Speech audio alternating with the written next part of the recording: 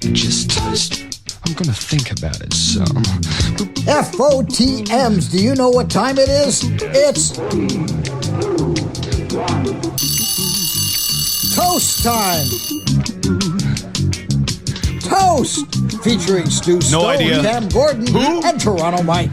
Yeah. That's toast. Yeah. Yeah, just toast.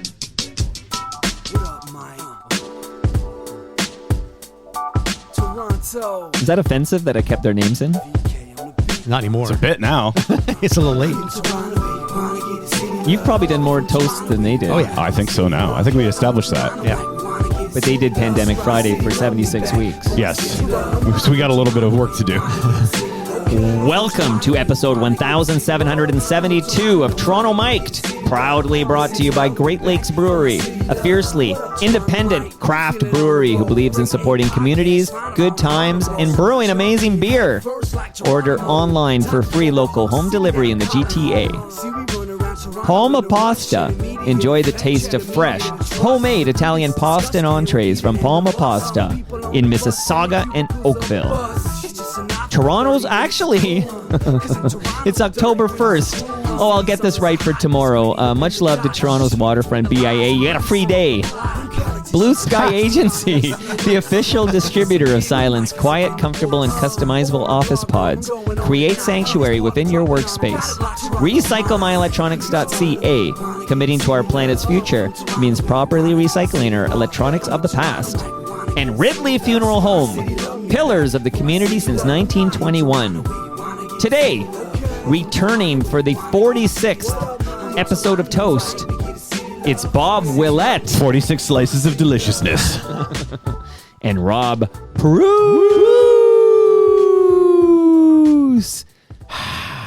Okay, I have a song. I've been waiting to play this. Let's listen to this.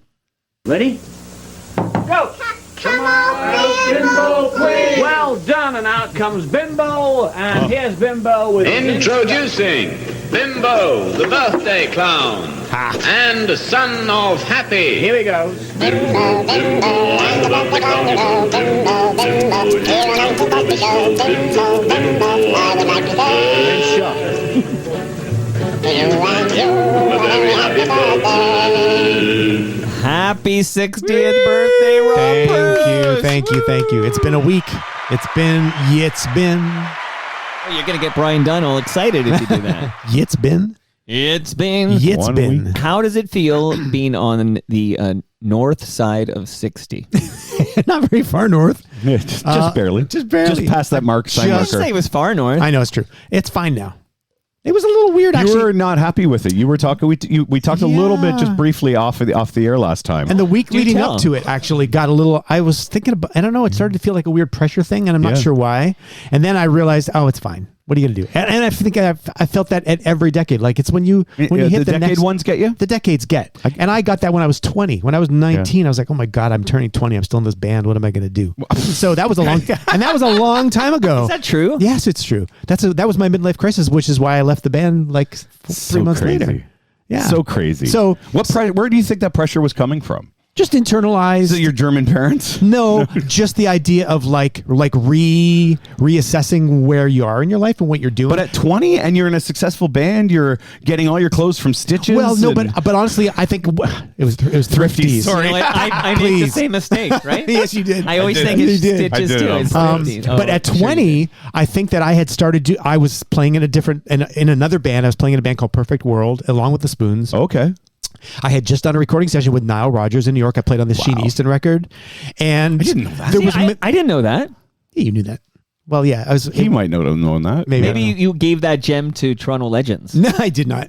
And then with the Spoons, there was we were having management troubles and record company. We weren't releasing records, and I was like, "What's going on?" And I just started sort of reassessing it all, and I thought, well, now I'm 20. God. And now that's followed you. Do you have similar memories around 30 and 40? And did you get divorces around those years and stuff too? Oh, every decade gets a divorce. Don't tell Leia. Be careful. I believe your wife is on the line. Cha-Cha might be on the line.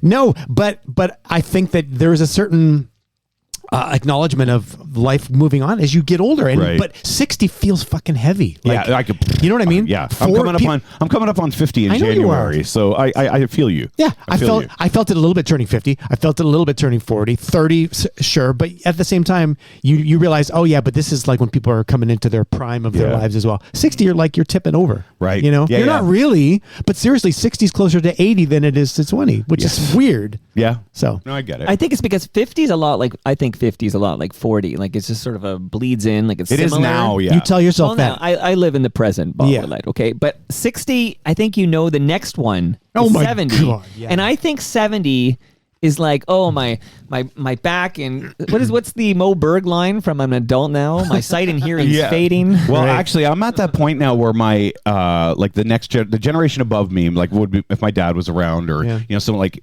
aunts and uncles and stuff. Yeah, it's I'm calling it hip and knee replacement era. Yeah. Everybody's getting their hips and their knees done, and it seems like and they seemed kind of. They have people like Uncle Phil, who and Uncle Phil's a big listener. Love Uncle Phil. Uncle Phil's had a bunch of stuff done, and it's like he's an athletic guy. He played hockey 5 days a week. So what's up with that? Like I saw Brian Gerstein, propertyinthesix.com. He got like both hips replaced. Yeah. Wow. But isn't he like a tennis playing fit guy? But that's my point. Yeah, it's the people who you don't even think. Like, just like wear and tear over. Yeah. And he's not in his. There's 60s. No guarranties for anybody. No. No matter how fit you are, no matter how old you are, right? That's the weird thing when something's going to come out of the blue. So every year you get is a gift. Well, speaking of a gift, I have a small gift for you for your birthday. Wow. Speaking of 50s, it's German favorites of the early 50s. Come on. Yes. Oh my God, I love this. It's I love that album. I was diving. I was doing. Were you really? Yeah. I was doing some diving, and I saw that, and I thought, you know what, I'm gonna get that for Mr. Preuss. It's got Im Hafen von Landano. Yeah, which of course is so famous for Vinke.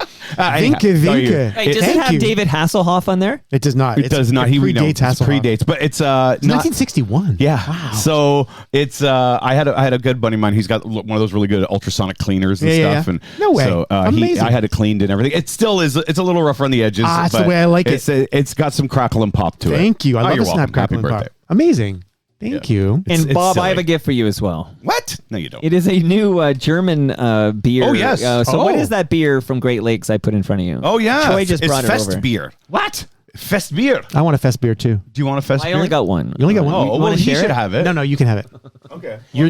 I think of you, Bob, as the beer aficionado. Well, I'm the guy, but I don't like a hoppy beer. I like lagers and pilsners, and this is a lager. I like a hoppy beer. Now, see, that's why you have the sunny side, which is it's not a sunny side. It's summer. The summer ale. It's the summer I just wanted Bob's review of it because Monica's a big fan. It's got like a lemon ginger thing going. This thing does the the summer ale. Well, which one am I drinking? Well, this summer ale was for Rob. Oh, okay. And these two, the lager. Yeah, you know what? I what? wasn't even sure what the German one was. By the way, this is Fest beer. It's a lager. By the way, I had last time you gave me some parting gifts, and I had a little barbecue with the in-laws and stuff, and my brother-in-laws were going on about how much they liked the lager. They had Great Lakes before, but I don't think they had the Sunnyside and the Canuck Pale Ale, but they were big fans of the Great Lakes lager. It's funny. I was at a barbecue last weekend, and they had the premium lager from Great Lakes there, and I was having like the sausage and this and this lager, and it actually paired so perfectly. Absolutely. I'm like, this is amazing. Yeah.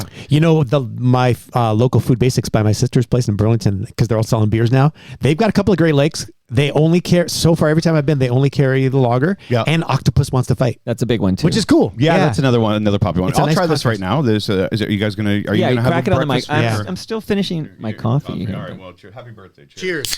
That was a good one. So, did you have a good, happy 60th birthday? I did have a happy birthday. I played one Mamma Mia matinee, which was great because we only have one on Wednesdays. I need to thank you on here too. Okay, so what do you think of the summer ale? Not that people can buy it anymore. I think it's lemony. It's lemony and gingery. There's some citrus shit going on. Well, ginger and lemon for wheat sure. ale with lemon. It's totally. It's a wheat. I can taste the lemon and ginger. Nice. It's nice actually. See, Monica's a big fan. I like it too. Summer ale, and it'll be back for next summer. Is it German beer? Excellent. Fest beer. It's very nice. It's really nice. This Fest beer, I would buy this for sure. Because you know what? It's got more body than the premium lager, which I like. This is a good fall beer. This is this is a good October beer. I love Oktoberfest beers. That's exactly why they have You it know out what? right now. This is perfect for that. And it would go well with a nice big pretzel and a schnitzel. Yeah. Absolutely. Sure. Rob, so you had a happy 60th. Yeah, then we went and saw a Broadway musical on Wednesday night. It was called Operation Mincemeat. Ooh. It's a new British musical that's sort of taken the world by storm. It was a big hit in London, came to New York in the spring, and one of the actors won a Tony Award for like best supporting actor or featured actor, and it was really good. It was really fun, based on an old Did you pay war full story. price for those tickets, or do you have some kind of a discount? Leia got the tickets for my birthday, and I'm not sure, but they were really good seats. Excellent. Leia, put the price in the live chat. She's got some people. Let me know what you paid for those She got tickets. a connection. Can you tell Rob Preuss your connection to, and then tell the story of Palma Pasta and Kathleen Robertson? Yes, she got her lasagna. My best friend Jim is her brother-in-law, and we were both in Jim's wedding party together 35 years ago. Kathleen and I and a bunch of other Jim friends. marry Kathleen's Her sister? Yeah, her older sister. Just tracking this. Yeah, and so I first met Kathleen. Because you know who her best friend growing up was, and still is very close to her, is Tom Wilson's wife. Oh, that's how they're so close as well. That's so funny. Because when I told her that I was going to get the lasagna for her, she texted me and said, "Yeah, Tom Wilson told me it's really good too." And Tom Wilson's brother-in-law, Andrew, big Palma Pasta fan too. So a lot of connections to Kathleen Robertson. So I saw Jim yesterday, and I happened to have a lasagna in the freezer, in my sister's freezer, from one of our last visits. So I gave it to Jim to pass along to Kathleen. Okay, so Kathleen Robertson, because she left here to go do some Reacher stuff, like a fitting and some stuff. So she didn't want to take her lasagna, and you gave her your lasagna, and I have in my freezer lasagna for both of you. Amazing. Lovely. Bob, is your freezer full of lasagna? No, not at all. No. So you got to remember, we depend very much on the extended family on the on my wife's side. Her dad helps a lot, and he loves the lasagna. So oh my God, okay. So we throw it in quite often, and that's big enough. Laura's one of four, and they all have most of them have kids and wives and stuff and husbands. So if we sit down to a Sunday dinner with everybody, I believe it's 13 of us right now. Yeah. So when it's only half, is we can use the full lasagna and it gets eaten up. That's amazing. Yeah. All right, so I got another one for you. I also want you two to put on your calendars November 29. It is the last Saturday of November. Noon to 3 p.m. We're going to take over the second floor at Palma's Kitchen. I remember that last in Mississauga. And I know, Rob, you got a whole schedule and everything. That's already bad for me. What is Bob? We did not see you at TMLX 20 at GLB Brew Pub. What is your excuse this time? Well, right now is technically those are one of the only 2 days day a week I work. So there's that. And then also it is the You're still working. 2 days a week. And the Polito family Christmas, which is the Italian side of Laura's family, is having theirs on Saturday, November 29th. Have it at Palma's Kitchen. Sure. Yeah, they'll love that. It's Italian. It is Italian. I'm sure they might love it, but I don't know if they'll love the, sharing the space with the TMU universe. So anyhow, maybe we'll see. But right now, I'm only on the weekends. $200 a ticket for your birthday gift. Lock it in now before prices go up. So $200. Oh, you're talking about that. So that's $400 for USD. your wife to take. Yeah, well, that's all they know down there. That's true love. But $400. Yeah. To take you to this show on Broadway. Yeah. I wonder if my wife would spend $400 on a gift for me. Maybe, and it is your 60th, so I actually do kind of get it. Yeah, 9 years to figure that out. Kayak for my 50th. That's right. That's more than $400. But that's a lot of money. But she loves you so much, and it was a nice surprise. It is a milestone birthday, so it's worth it. Yeah, because we don't go to a lot of shows. We sort of pick and choose because it is an expenditure, and honestly, it's sort of like when you have to decide whether you're going to go see a movie in the movie theater or not, and there's things that are worth waiting for and things that are worth paying for. And when it comes to Broadway, we're a lot choosier. Well, I went to see. I was lucky enough to go to something at Soul Pepper here in Toronto. King Gilgamesh, it's called. Oh yeah, I heard about that. Oh my God, it's so good. And I was lucky enough that when I was introducing Chantal Kraviezek in Stars, actually, the stage manager there is a production person at Soul Pepper, cool. and so she invited me to come to the premiere, which was very lucky because times are tough in the Willette household. So we got to go. But there's something so special. And I'm not just saying this because you do it about live. theater. Yeah. Live theater is just amazing. I love seeing concerts. Yeah. I really do, and I'm lucky enough to see a lot of concerts. But seeing a play, I got chills when I think about this play. That I just really? oh Wow. my god, it was so That's good. amazing. It's a tough sell because you're like, okay, it is this telling of the world's oldest story. Yeah, Gilgamesh. Which not everybody knows. Oh, and then there's a bunch of Arabic jazz music as well. Wow. And they're like, what? But when you see it, you're like, holy shit, this was good. It was really good. That's so cool. Soul Pepper, go see it. Yeah, King Soul Pepper. Gilgamesh. That's amazing. But I was very lucky that, and again, it's more affordable. I think you can get. I think it's like $60 right now. Yeah. To see that, and that's live. It's got a full band, 2 leads. It's big. Live theater is a great thing. It really is. Okay, before we have Bob let us know because he chose this topic. It's a very right. personal topic, and we're going to get to the jams. But I do have a couple of quick things here. One is, Bob, can you give us your thoughts on the CFL rule changes that are coming to the Canadian Football League? So my initial reaction was, this sucks. I still to this day, here's what I want to know. What research did they do to prove that this is going to get more eyes on the game? What research did they do that, where has the complaining about the uprights being was there a focus group? Was there some? Yeah, exactly. Or is this just this guy coming in and What's the rule change? So there's a couple that they're slowly moving in. The first one is they're making the field down. They're making it more like an American field. Yeah. However, not width-wise. 100 100 yards, not 110. The end zones are still bigger, but not as big.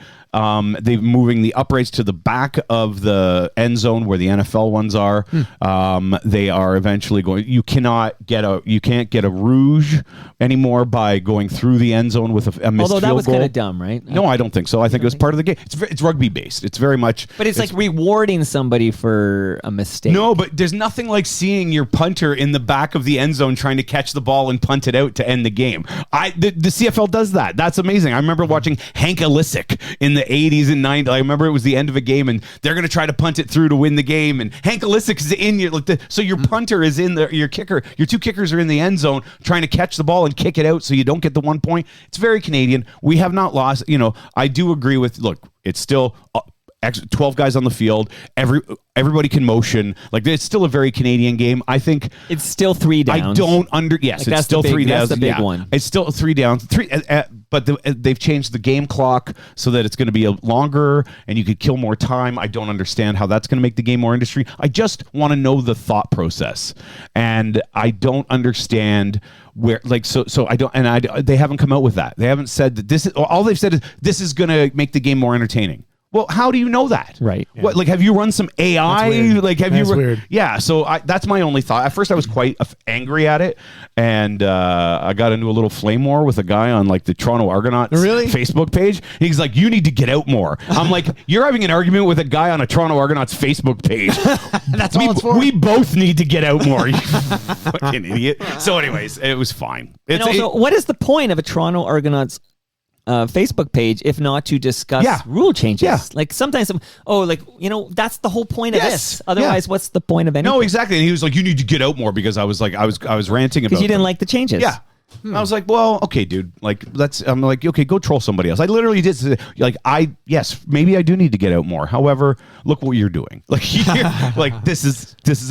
might be the height of nerdiness. Right. And these changes don't take effect next season, right? It's the season after. No, yeah. Well, next season, 2027. Next season, the Toronto Argonaut fans are mad enough already that they lost 4 home games, three or four home games, and they couldn't figure out a way to make them in Ontario, so they're just playing away games. I think if they had have done some more. Because of the World Cup. Because the World Cup. Right. So they could have had. Well, and that's why the Honda Indies moved to Markham is because of the World Cup. They moved that up there as well. Which you know what? Let them have it. Keep it. I don't need the Indy downtown. Jesus Christ. It was always what crazy, a pain in the ass. I'm not even sure they want it. I think a lot of people. No. I think Honda. Take it back. Yeah, exactly. Hey, So, I like the way you hung up the National Slash poster over here. Oh yeah, I think that was here last time. No, I gave it to him last time, or maybe 2 times ago.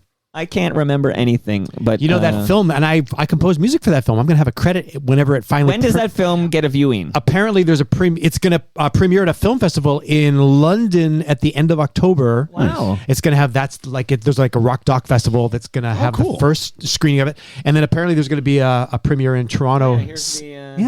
The National Slash prizes again. Sometime in November, apparently there's going to be a screening in Toronto, and I hope I can get to the premiere. Maybe you guys can come as well. That'd be fun. Amazing. I'm going to see the premiere of Biff Naked's, the Toronto premiere of Biff Naked's documentary. Cool. She's been filming a documentary for years, and Yeah. she'd always update me on it. I'm like, okay, Neat. it's done. So That's I'm going awesome. to be seeing it soon here. That's cool. Okay, Bob, quick question for Bob. And Rob, you can chime in too. Okay. I'm always interested in your input. But I want to know Bob's thoughts on cover bands. Like, would you go see... I just saw, since our last recording, I saw a band called Pearl Jamming. Pearl Jamming. What band were they covering? It's Nirvana, ironically. Alice in Chains. Oh, cool. You know what? Pearl Jamming is probably one of the foremost Pearl Jam cover bands Really? out there. They played I know of them because they played the Rib Fest at Woodbine Park. Yeah, I saw him at Rib Fest. Yeah. You know what? Okay, so here, would I go? I have gone. So the Linsmore Tavern on Danforth by Greenwood is one of the oldest pubs in the city, and they are pretty much 7 days a week live music, and 6 of those days are cover bands. Wow. So one year for my birthday, just post-pandemic, I guess, it was a night. It was Red Hot Chili Peppers, Pearl Jam, and Nirvana cover what a bands. lineup. Wow. It turned out it was the same band, just different singer. Oh my God, that's amazing. It was great. Yeah. So I said, you know what, for my birthday, we'd go there. It's $10 to get in. Wow. Look, I got no problem with cover Yeah, I band. paid $5 for Pearl Jam. Yeah, here's what I'll say. I was doing a corporate gig. I was DJing a corporate gig, and they had a guy who was like a crooner, like Sinatra? I wish Sinatra, Dean Martin, that kind of thing. Oh, I don't have his name in front of me. Here's what I liked about him. He wasn't doing a Vegas act. He wasn't pretending to be those guys. Yes. I find it hard when they're trying to pretend to be those guys. Well, this guy's doing an Eddie. Like, he Yeah, doesn't... I don't want them to talk like them though. And or if they try to do the look as well and all that stuff, right? There's a fine line, Yes. I think. You know, Yeah. I think there's a fine line where it becomes, it's not mockery, but it loses the authenticity of the fandom. I think, and that might be one of the most snobby things I've ever said. It's true. But I find it if they're up there and they look like they're trying to they're cosplay. Yes. If they're doing Yeah. cosplay, I'm not. I have less time for it. There's a lot of ABBA cover bands that do that. Yes. There's a very famous one called Bjorn Again, Yes. which then sort of like But franchised see, this around is the world. because the Elvis impersonators have been doing They this all for do decades. Yes, exactly. Yep. And then I think thank you very ABBA's much. the next in line as far as like there's a multitude of them around the world. There was a couple Kiss ones as and well. couple Kiss. But I think the thing with the ABBA ones, it reflects back on Mamma Mia being such a successful musical. People just want to hear that music in a live My son context. just saw a AC/DC cover. Really? band. Yeah. Yeah. Yeah, there's And quick the- thought in Pearl Jamming, which was I didn't know. I'm not. I think historically I kind of poo-pooed. Like I don't know if I'm too cool for this cover band nonsense, but I fucking loved Pearl It was Jamming. great, right? Yeah, good. Like it was great. It was great, and they played a lot of great songs. There's something to be said for being able to hear music in a live environment, even if it's not the band, to get the And vibe. outdoors, too. Yeah, I like, and to get the vibe of what it was. There's some Queen cover bands that are like that. And on Saturday night, I'm at the Rec Room for this. Jamie Dew, FOTM Jamie Dew, has a podcast thing, and he has hired a Tragically Hip cover band. Oh, cool. His band is called... See, I just saw a Tragically Hip cover band called Practically The Practically Hip is Oh, one of the wow. big I ones. just saw them, but this one's not that, and I can't remember. I'll have to Is it Little Bones? There's one called Little Bones. Somebody There's- find out the name of the a whole Tragically bunch of Hip those. cover band that is playing the Rec Room on Saturday night for the Jamie Dew Hip thing. Thank you very much. Put it on the live stream.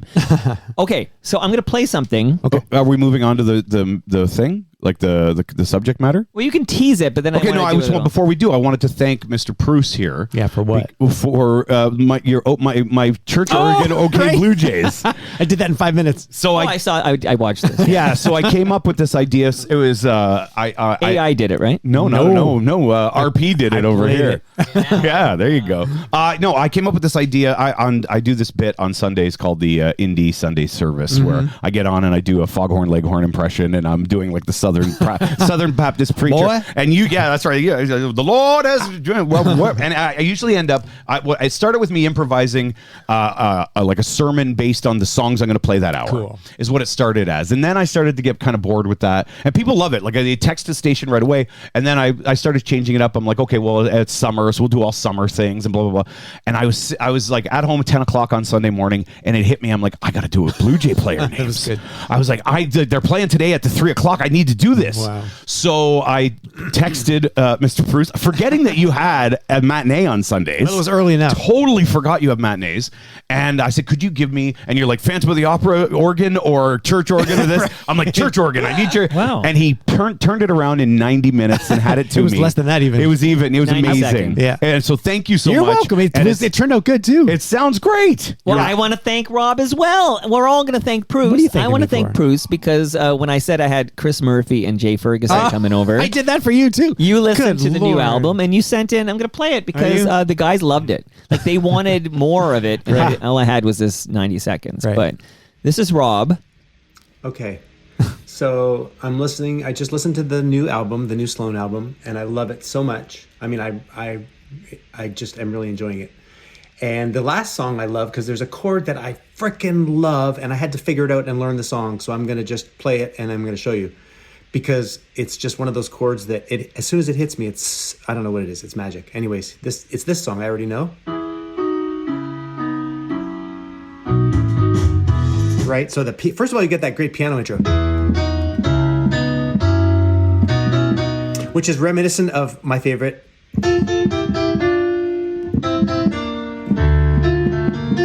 It's a little ABBA thing, but you got a nice. Chris got that right away. Okay, so then the chords. Nice. Beatles. Yeah. Oh, wow. Yeah. Beautiful.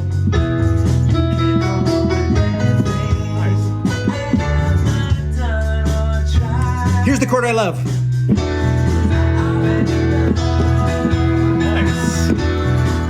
So It's a D over an E bass.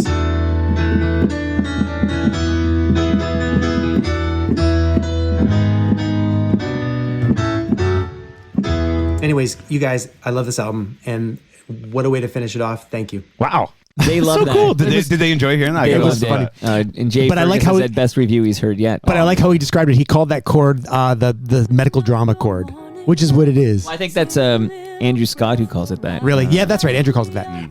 But I totally got that when he said that. Because that's why I like these like 70s. Did you enjoy the Sloan episode? Loved it, but I love the album too. And those guys are cool. We're playing that on the. We're the only station in Toronto playing that one of the singles off that Amazing. album. Yep. Joe Middleton was at TMLX 20, and he said maybe earlier in the day or the day before, the Sloan dropped by Indy 88. Oh, cool. Because remember, they were playing the other station, Yes. Chorus Key, as we were at TMLX 20, like just down the street, because we were at Jarvis and Queens Key. Okay, I'm bringing this up real quick here. This will be really, really quick, this little journey here. I'm playing this because I just talked to Paula Cole, and this song is the theme song to Dawson's Creek. And I thought maybe I would just tell you what I think is a very interesting story about the theme song to Dawson's Creek. Are you guys ready? Yeah. Do it. Let Paula do this part.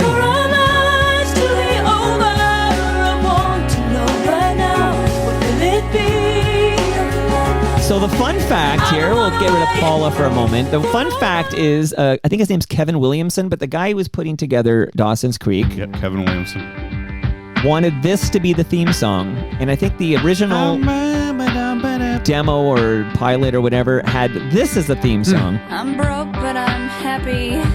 I'm poor, but I'm kind. Chicken shit.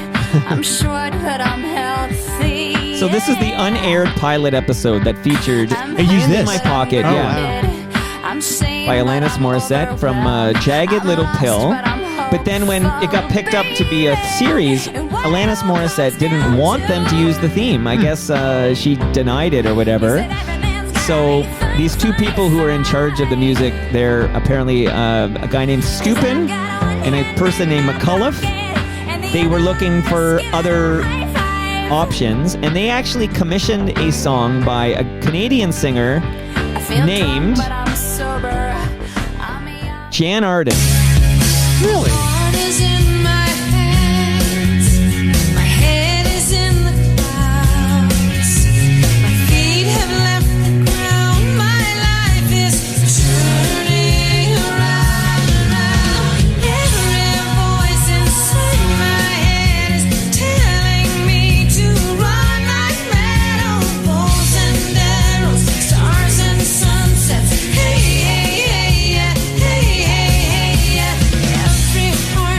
So Jan receives like a flat fee to create Run Like Mad, and this is the Dawson's Creek theme, okay? So this is a song that Jan Arden made for Dawson's Creek. But the WB had licensed I Don't Want to Wait by Paula Cole, and they used it in like some promo that was running in Blockbuster video stores. So they would show like Dawson's Creek, it was I Don't Want to Wait. Yeah. So the WB suggested that they use I Don't Want to Wait by Paula Cole, and an 11th hour decision, they ended up changing it up. So they didn't use Jan Arden's song. This is like a follow-up to your Paula Cole episode. They couldn't. I know. I wish I had all this info for Paula. But they couldn't use Alanis Morissette's song. They paid for this Jan Arden song that they were going to use, and then they switched it up at the 11th hour.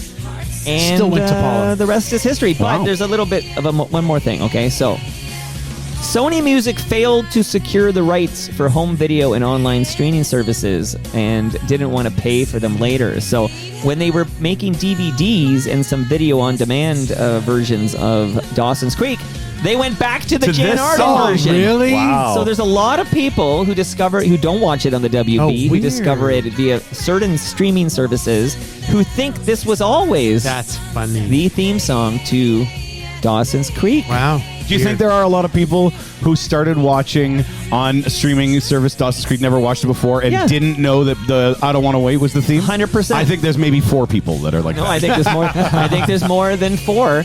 But anyway, they did eventually resolve these licensing issues. I think Paula Cole recorded a new version because she didn't have the rights to her master. She alluded to this in her episode. Oh, that's right. Mike. Yeah. So when Netflix brought the show back, they ended up using this new version of I Don't Want to Wait. Paula's version. Yeah, actually. Just like Taylor. Yes. It's funny. It's funny you mentioned that. Can I take another minute and share? Sure. Can I just say one thing about Kevin Williamson? Yeah. Created Scream. Yes, he did. Really? Yeah. he did. Yeah. Oh, wow. Yeah, Scream, and he's directing part 7. He's writing and directing part 7. Oh, wow. I Right didn't now, know that. the Scream franchise. He created that as well. Dawson's not doing well right now.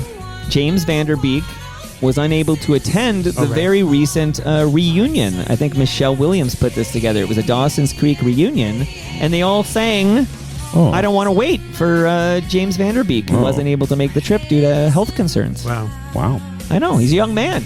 Yeah.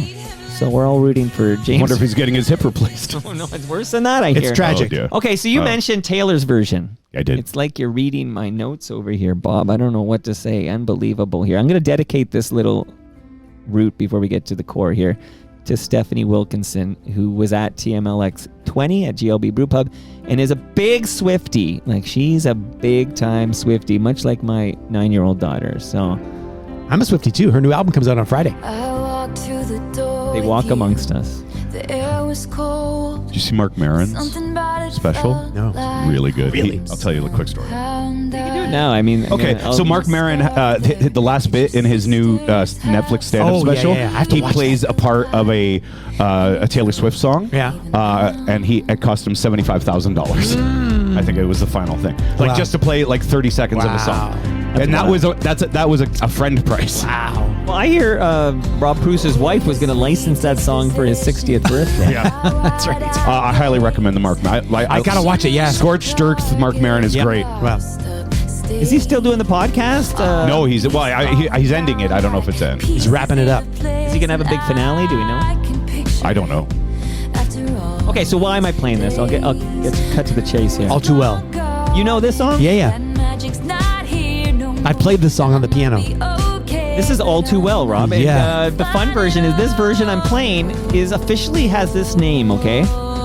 All Too Well, and then in parentheses, 10-minute version. Yeah.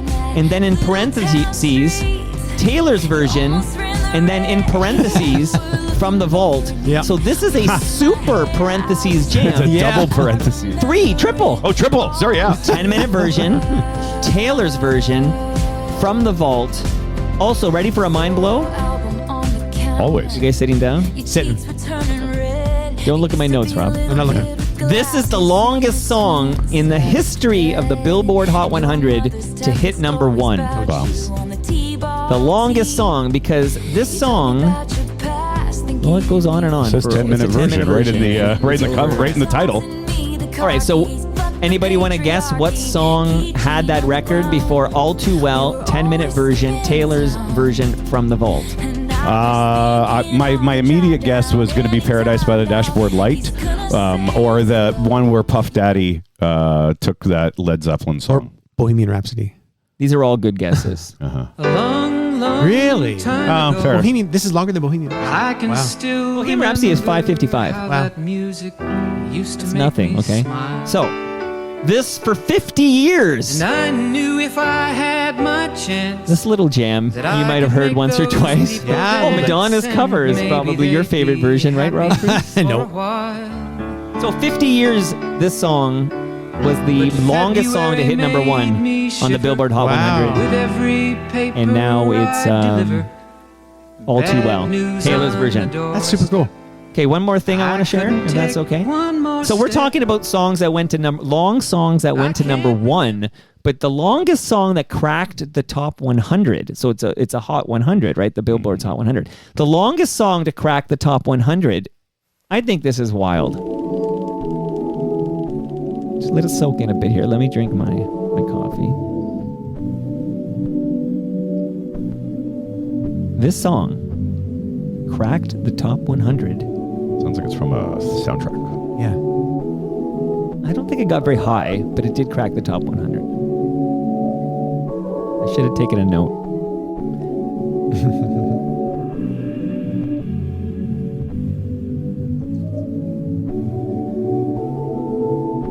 Oh yeah, there is some haters on Reddit. Oh, yeah. So just because I see it in the live stream, I was going to talk about this on FOTMcast, but just a little teaser is that I think if you just want to celebrate Canada's greatest band, Sloan, okay, and you just want to hear about the amazing new music and the fact they're still together and they're going on tour, and you're looking for like an extended PR, like a press release, right? Yeah.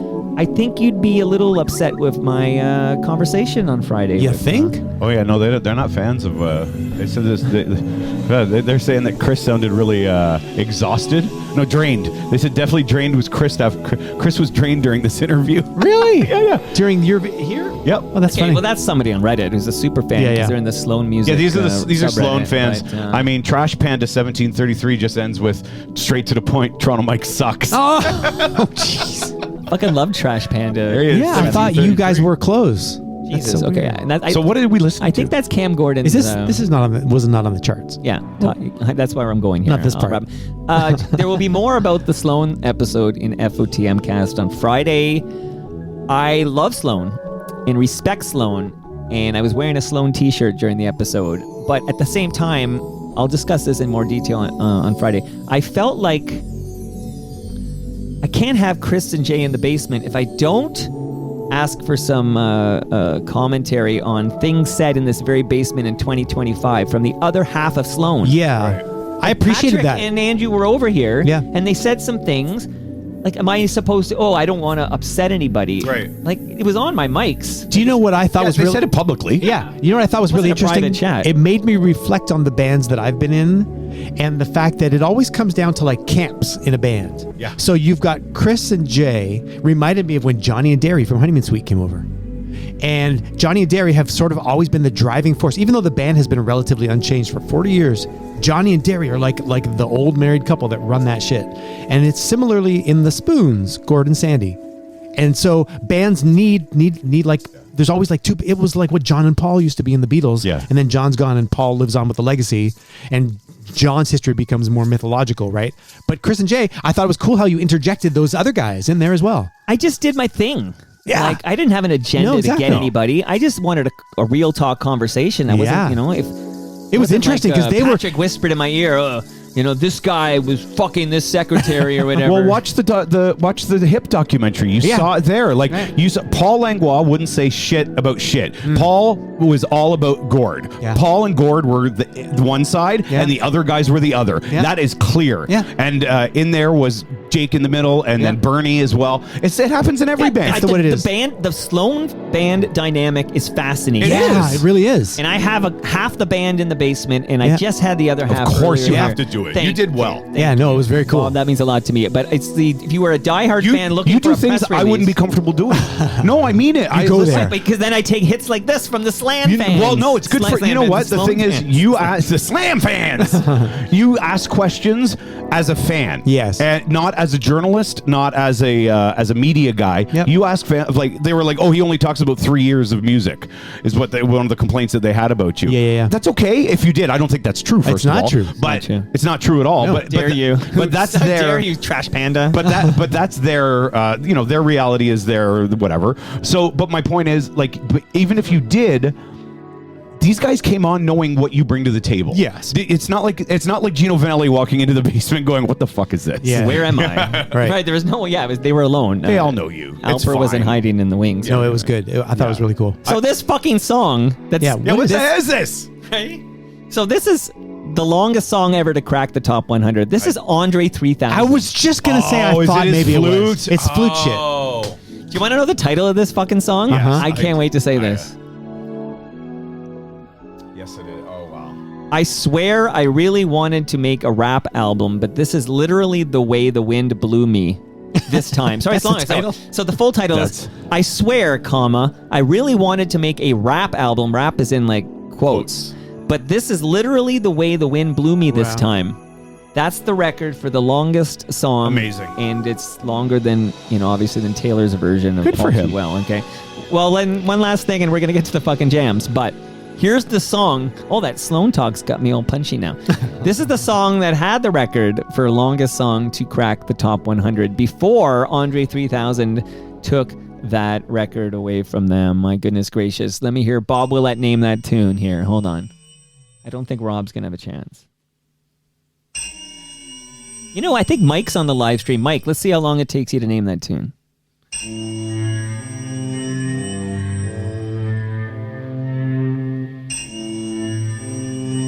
Sounds Buddhist. Yeah.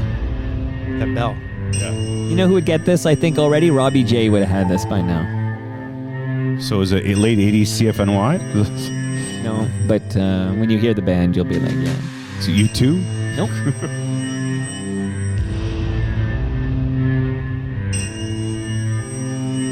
Why don't you tell us the topic, Bob? Okay. And then, So, much to Mike's chagrin, because he thinks it's too inside and too much about us. yeah, too subjective. Yeah, too subjective. Everything's subjective. That's If I the say whole- songs about the moon, Yeah, right? maybe I'll do a song with Ooh, Keith Moon. That's a good idea. well, that's still, at least that's a moon song. Yeah, you would do that. Hey Hey. Is this Mike's got Hey Hey? I don't know this. Yeah, I feel like it's got a long build-up before it gets Does into it, though?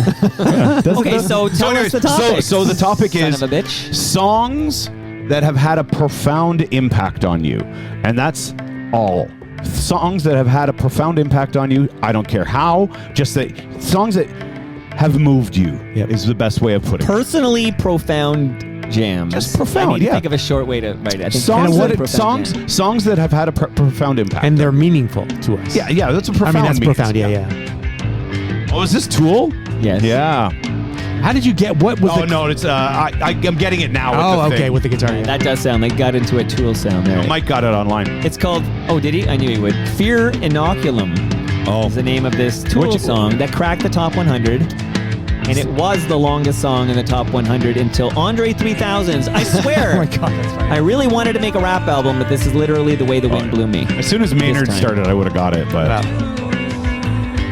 I realized with bands like Tool, I think I've said this before, Tool and Deftones specifically, they're bands that I love. It's 5 or 6 songs, and that's it. Like 5 or 6 songs that I still, love. You know, my favorite Tool song still is because it's the first song I heard, and I used to Sober.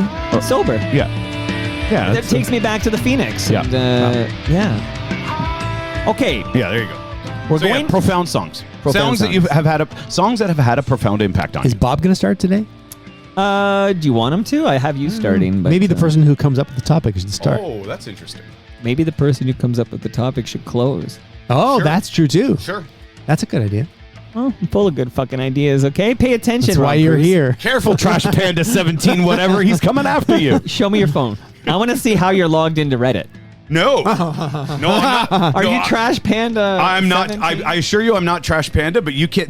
I might be logged into Reddit under an account that I wouldn't be very proud of showing some of the subreddits I go on. Oh, I don't even go. I've never been on Reddit. Oh, Reddit's the best. Reddit is a daily stop for me Is to it? see what's in the zeitgeist. Like it's a good. Do you? aggregator. But do you follow specific channels? Or how does it work? Yeah, of So, course. like But things there's you're interested in. I do two things. I don't know what Bob does. I do two things. Reddit.com. Yeah. Would be the front page. Would be The front page, yeah. No, there's two things. Reddit.com is my subreddits I'm subscribed to. Okay. Reddit.com/r/all all gives you the everything. So Okay. that's what's big in for everybody. Like not specific. My subreddits you're my subscribed to. Reddit is RQEQ. Actually, if you find that's if you so see cool. RQ, I still love that name. If you see RQEQ, that's me. I'll tell people that one. I learned a little about, like, now that you mentioned Reddit, there was some chat about it yesterday on the line because after Trump gave his, what's his name, gave their bullshit military, whatever. Oh, my God. Apparently he there were, mentioned 51st State again yesterday. I know, Stay but there were- vigilant. But apparently there's a military Vigilant. Reddit where people were like commenting like, well, who is this? What's going on? I with like that the shit? fact that they're still at a place where they don't applaud. Yeah. Like they're still quiet after. What's that? Pete Hegseth? when Yeah. he did his- That was like drop a needle quiet. Oh my God. And it was on purpose. For sure. Thank God. I was worried if they start to, I don't know, clap or something. No, they were like this might be. I don't want to say it. I was at the beginning of the end, but I don't know. Well, We'll see. we've been saying that all year. I know, but I feel like now that they've, did you hear what they said? We're not going to engage, but I don't want to get into it. We're not going to, these laws of engagement, forget it. You can't have a beard, no law of engagement, laws of engagement. You can't be fat. You can't be fat. We're going to. I heard you spit, we hit. Yep.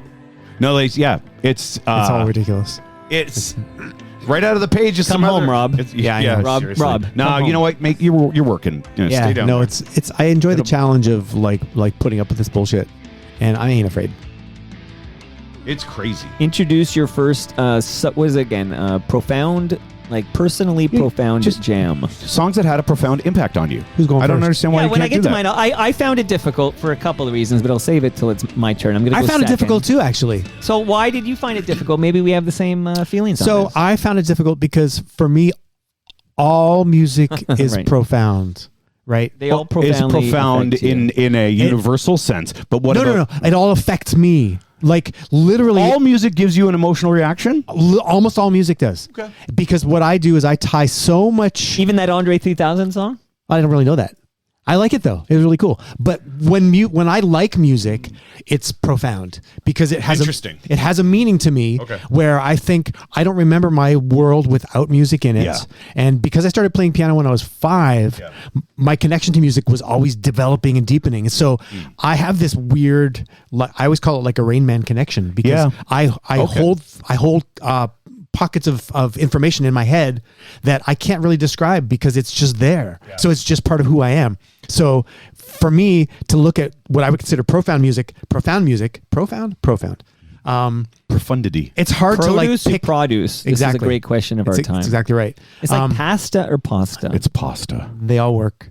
But I say pasta. But all music to me has a meaning, Not drama. and it can be meaningful to you. If you, Foyer or foyer? Foyer. Foyer. Jesus Christ. What It's, do you it's foyer. album or album? Oh, album. Also, Oh, that's a wink. I got it, guys, ladies, and this is especially for Liza Fromer. If you're listening at home, Rob Preuss just winked at me. oh, what about liquor You know or what? liqueur? Liquor. I've Or never heard liqueur. liqueur or liqueur? I think there's differences. Americans, you say liqueur Yeah. for liqueurs. I don't what like we that. call them. No, I Really? hate it. Oh, it's the worst. That's weird. I follow a bunch of Can I bartenders. confess something? Yeah. When Rob winked at me, It moved? it moved. it moved. Oh, never mind. All right, let's go. Let's get Okay. Profound music. Yeah. It's profound. I understand. You know what? I understand. Yeah, yeah. Can That's I an tell you? interesting Oh, well, I'll conundrum. save it for my time. was- I found this to be by far the most difficult topic Wow. for Yeah. By toast far. or- yeah. Wow. I think it's difficult. You're difficult welcome. because I just had to make choices. I had to But like we don't have reduce. veto power, right, Rob Preuss? No. That's a key detail. I, like want that the challenge. listenership to know. Yeah. why I Even picked though You hated it. I have to record this and drop it. If I don't like the topic, Yeah. I have to Suck it up, Suck it up, Buttercup. Absolutely. Any words before your first jam, Rob Preuss? No, it's going to be profound from the beginning.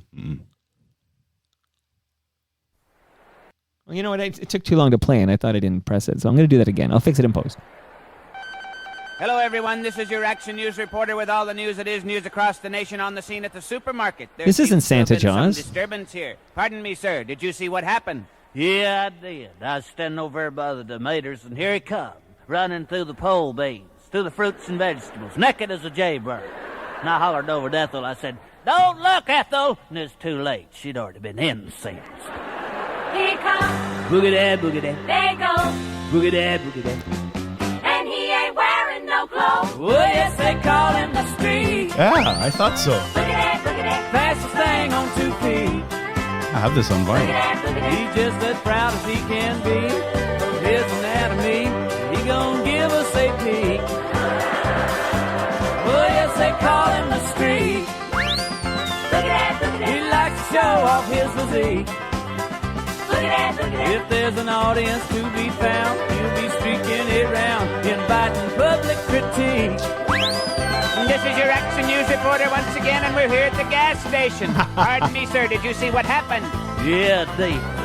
I was just in here getting my tires checked, and he just appeared out of the traffic. Come streaking around the grease right there. Didn't have nothing on but a smile. I looked in there, and Ethel was getting her cold right. I'm looking at Rob to see if he'll get mad if I... You want it up? It's too late. For the whole song? She'd already been moved. Did we do that? I don't know. You might get taken down. Where's Santa Jaws? Okay, you can take it down if you want. Look at it, look at it. So this is The Streak by Ray Stevens. I believe it was a #1 song in 1974. Number 3 Yeah. in on the country charts here. Yeah. #1 in the UK. Yeah. Yeah. So It's a huge song. I have It's a this novelty vinyl. song. it is a novelty song. How old are you in 1974 when it comes out? I was 8. And how hilarious is this song to you? This was the very first 45 I ever was purchased. Actually, my grandpa bought it for me In 74? in 74. Because Santa Jaws is 75. I know. I have this picture of my. Remember when you used to have those little 45 cases where you hold all your Yeah, of records? course. I still have the picture of my index, and I have Santa Jaws, and I have Mr. Jaws, and I have The Streak, and I have Elton Amazing. John, and I have Donnie Marie, and I have Queen Bohemian Rhapsody. Nice. But the Streak was the very first 45 I ever got, and I was thinking about it, thinking. I had albums already. I had the Partridge Family. I had Sesame Street. I had Liberace. But this was the first time that I heard a song on CKOC, and I was like, I want that song.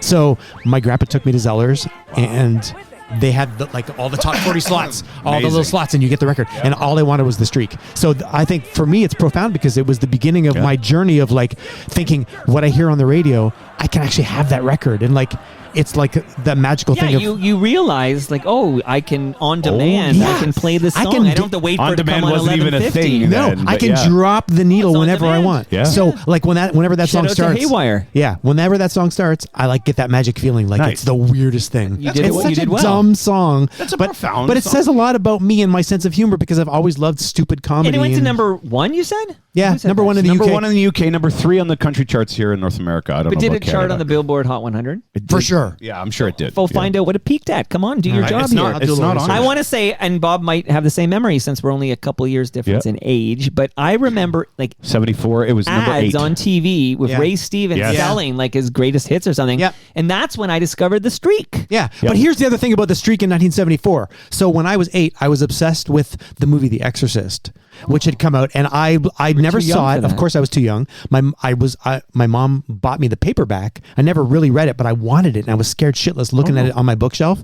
But then she let me stay up late to watch the Academy Awards that year, and there was a streaker on the Academy Awards. Oh, so wow. streaking was the thing. So Oh, yeah, the baseball games. And yes, streaking exactly. was a big deal. And I went streaking with my friend Bob down the street by the public school, and my babysitter caught us, and Well, it now was they very arrest you for embarrassing. streaking. Funny. So streaking has been a part of my life. Number 1 on the US Hot 100. Yeah. Number 3 on the country. Wow, number 12 on adult contemporary. Yeah. RPM Canada number 1. RPM Don't look, country Ethel. number 1. Yeah. Adult contemporary number 1. UK number 1. Wait, but slow down, because the big chart we've been talking about for pop hits is that Billboard Hot 100. Yeah. It's Imagine a number one novelty. I mean, I know it happened back in the day. I don't think it happens. Well, I don't know. I don't think it happens much anymore. But Every song is a novelty now. Every song's a novelty. But #1 for a novelty song is the wild. year-end chart for Canada, this was number 2. Isn't that crazy? Yeah, number 2 Ridiculous. year-end for 1974. Yep.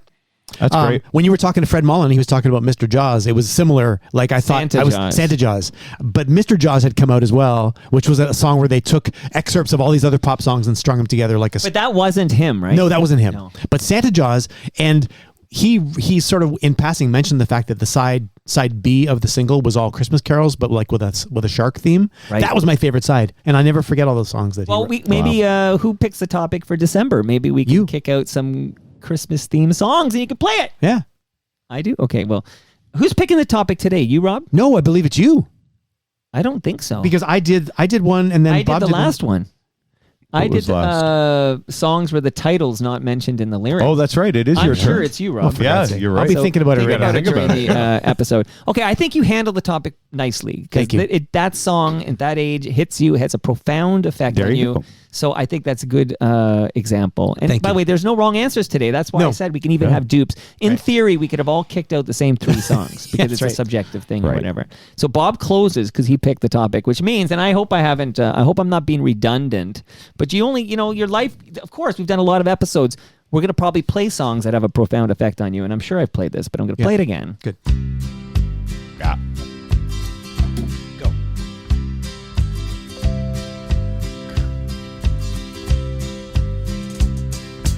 Everyone considered him the coward of the county. He had never stood one single time to prove the county wrong. His mama named him Tommy, but folks just called him Yellow. Something always told me they were reading Tommy wrong. He was only 10 years old when his daddy died in prison. I looked after Tommy 'cause he was my brother's son. I still recall the final words my brother said to Tommy. Son, my life is over, but yours has just begun. Promise me, son, not to do the things I've done. Walk away from trouble if you can. Rob, tell my daughter Morgan I wore the toast earring today. I love it. I forgot it last month. Yeah, no, it looks really good on you. Maybe I'll wear it every day. You should. I want to be as cool as Bob Willette. Okay, so this song. To be. Don't worry, YYZ Gord. You haven't missed anything. We're just starting here. We missed most of the show. I'm just catching up. I'm seeing here the streaker's name was Robert Opel. Oh, on the category. Oh, and he died at 39. Oh, wow. I'm sad to hear that. Canada Kev doesn't remember Dr. Demento playing the street, but I don't know what to say. I don't remember that necessarily either. See, but okay. Leslie remembers Mr. Jaws on the line because we're the same Cousin generation. Jano, Yeah. who I was spending time with at TMLX20, I believe loved Santa Jaws, if I remember correctly. Yeah. So this is a Kenny Rogers song, Coward of the County, and written by a couple of guys named Roger Bowling. That name's going to come up again in a minute. And Billy Ed Wheeler. And it was released in November 1979. It was the second and final single from the album titled creatively Kenny. They called it Kenny. It actually, speaking about the Hot 100, the Billboard Hot 100, it went to number 3. So this is a crossover hit for Kenny Rogers. This is a pop hit. In what year was that? 79. 79. Late 79. Imagine what that chart looked like. I'd love to see that week's chart. I love looked those at charts. Yeah. That's why, like we growing up in the 70s, like, I mean, of course, I remember vaguely early 70s, late 60s even, but the variety of music is hilariously cool. Yeah. I think it's just ridiculous. I know I've told this story on Toronto Mike before. I'm going to tell it again real quickly. But in here, of course, this song, which I know Bob Willette also a big fan, and I'll tell you why it's profound to me. But there's a reference to the Gatlin Boys. There was 3 of them, okay? It was long, believed that was a reference to the Gatlin brothers, okay? And there was a tension, like a feud. We're talking like Tupac and Biggie Smalls here. There was a feud between the Gatlins and Kenny Rogers. But then Rogers went on the record to say he was unaware of the connection, and if he had known about that connection, he would have asked for that lyric to be changed because he didn't write those lyrics. But Gatlin himself later claimed in an interview, Larry Gatlin I'm speaking of, he said in an interview that Roger Bowling, who wrote this song, held a personal grudge against him for unknown reasons. And Gatlin stated that when Bowling won Song of the Year for Lucille in 1977 at the CMA Awards, the Country Music Awards, Gatlin approached Bowling to congratulate him, and Bowling said, "Fuck you, Gatlin." I love it. So he thinks that's why Bowling put in a reference to the Gatlin brothers. That's so funny. Cool. And I think I've told you guys, you need to Google Norm Macdonald talking about the Coward of the County. Really? He was on a podcast talking about it, and it's so hilarious. Oh, well. So do you want to hear a song previously written by Bowling that might remind you of Coward of the County? But this song is by an artist named Billy Joe Spears. Any of you two familiar with Billy Joe Spears? No. Mm-mm. So give it a moment. That big old moon is shining down. Roger Bowling wrote this. Tell me now, don't it remind you And I listened to it a couple of times. It's called Blanket on the Ground. of a blanket on the ground? And this song is all about basically this woman is trying to get her husband to fuck her outside under the moonlight. Like, let's fuck outdoors. That's what the song is about.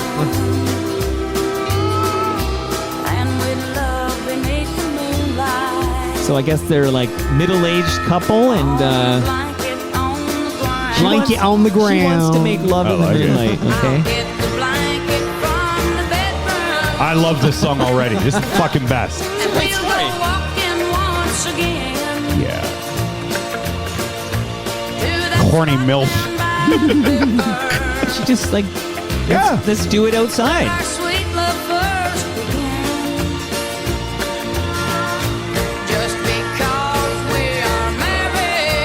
She's like, yeah, we're married, but we're not dead.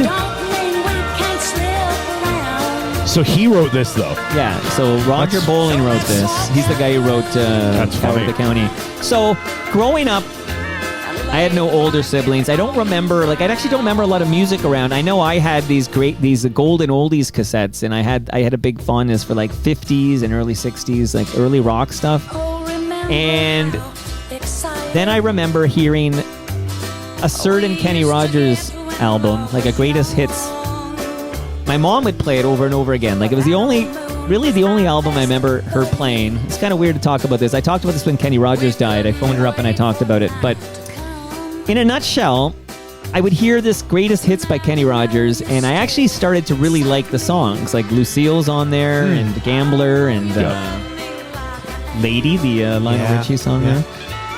But Coward of the County was the song I liked the most because I liked the story. I was like, this is a wild story. It's like his dad says, don't fight.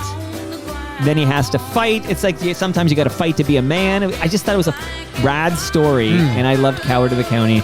So perhaps hearing Coward of the County all the time as a young boy helped me fall in love with music because I've been in love with music ever since. And these kind of storytelling songs, once you like one, then you're open to the possibility of enjoying so many different country ones. music never took for me. I never really got into country. I just You like the Eagles? Do you ever like the Eagles?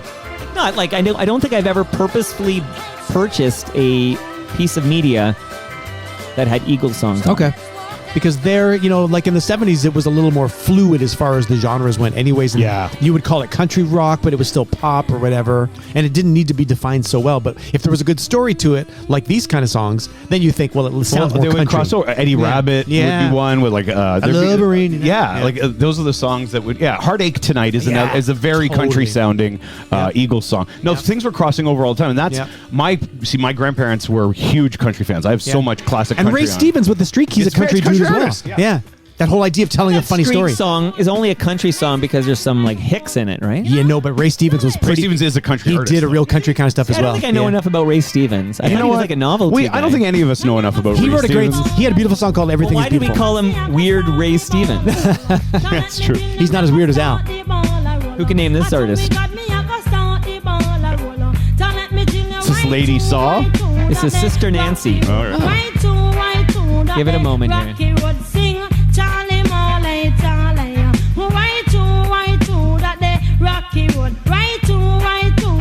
This is cool, actually. I like this. Really good. And he said Tom was only 10 when his father died in prison. I was his auntie, his mother, bigger sister, oh man. His daddy said, promise me, son, never to do the things that daddy Wow. All of a sudden, she's got a southern accent.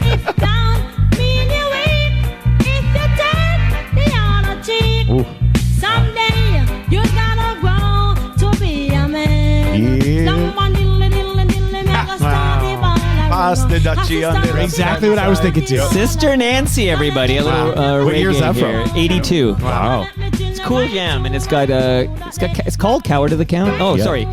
She calls it Coward of the Country. Funny. But you can hear some Coward of the County in there, absolutely. Okay, I like Bob it. Willette. Yep. You chose this topic. Yep. Maybe during my next song, I'll Yeah, explain okay. some Sure. of my struggles with this topic. Yep. But let's hear from you, my friend. Oh, you were during your next song. Okay, so for me, when this hit me, it was the idea of songs that had a profound impact on me. The first thing that I thought about, what are songs that I've listened to a ton?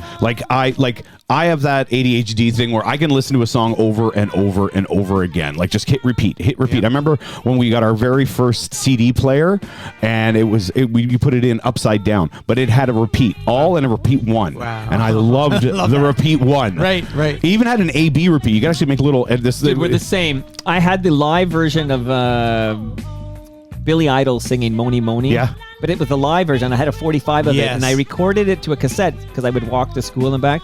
But I put the same song over and You over. recorded it over and over again, yeah. So the mix was just Billy Idol's live version of Moni Moni over and over and over again. I did the same thing once with a tape, and I made an Al Jarreau song over and over because I used to run to it, and it was the perfect tempo for running. Yeah. Wow. Yeah. So I purposefully wanted to do songs that I've never kicked out before, Yeah. because I know we said that before, because there's lots of songs that I've talked about, but I have to start with the band that everybody's expecting me to play.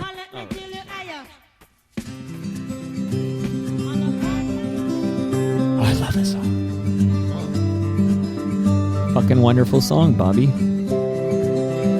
Also in my wedding. The second wedding.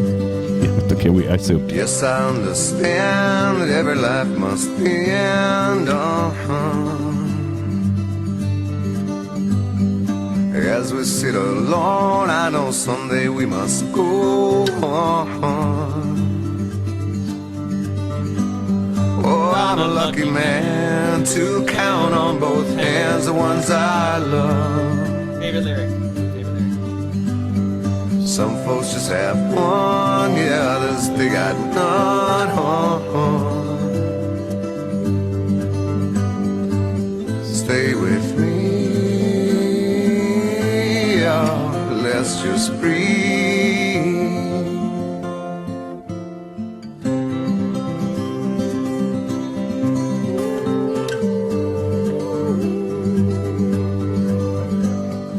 Practiced on my sins, never gonna let me win.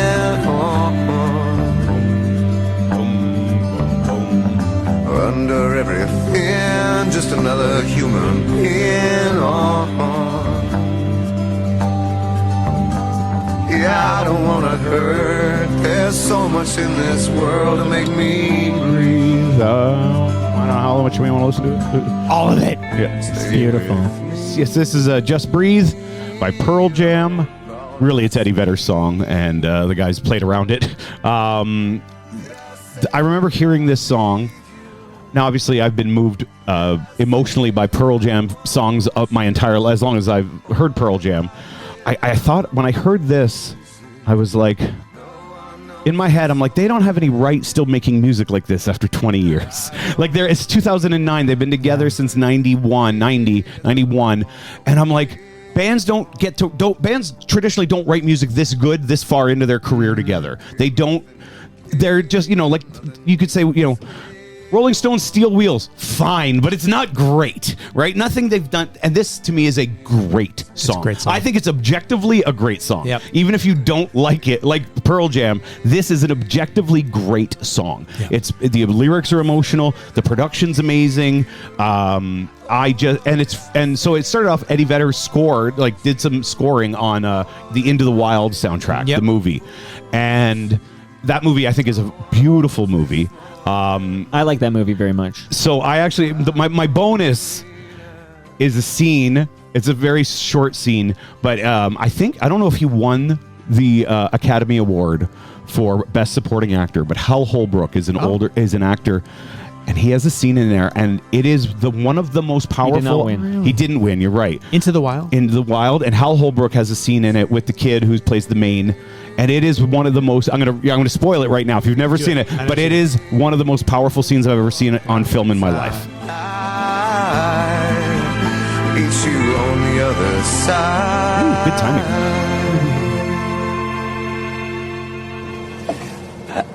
I had an idea. You know, my mother was an only child, and so was my father, and I was their only child. So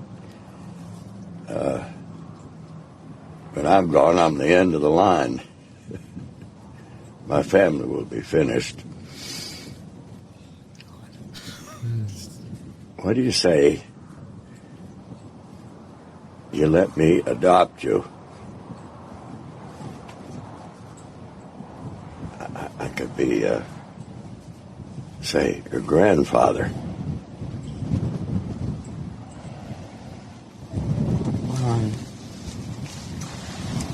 Could we talk about this when I get back from Alaska?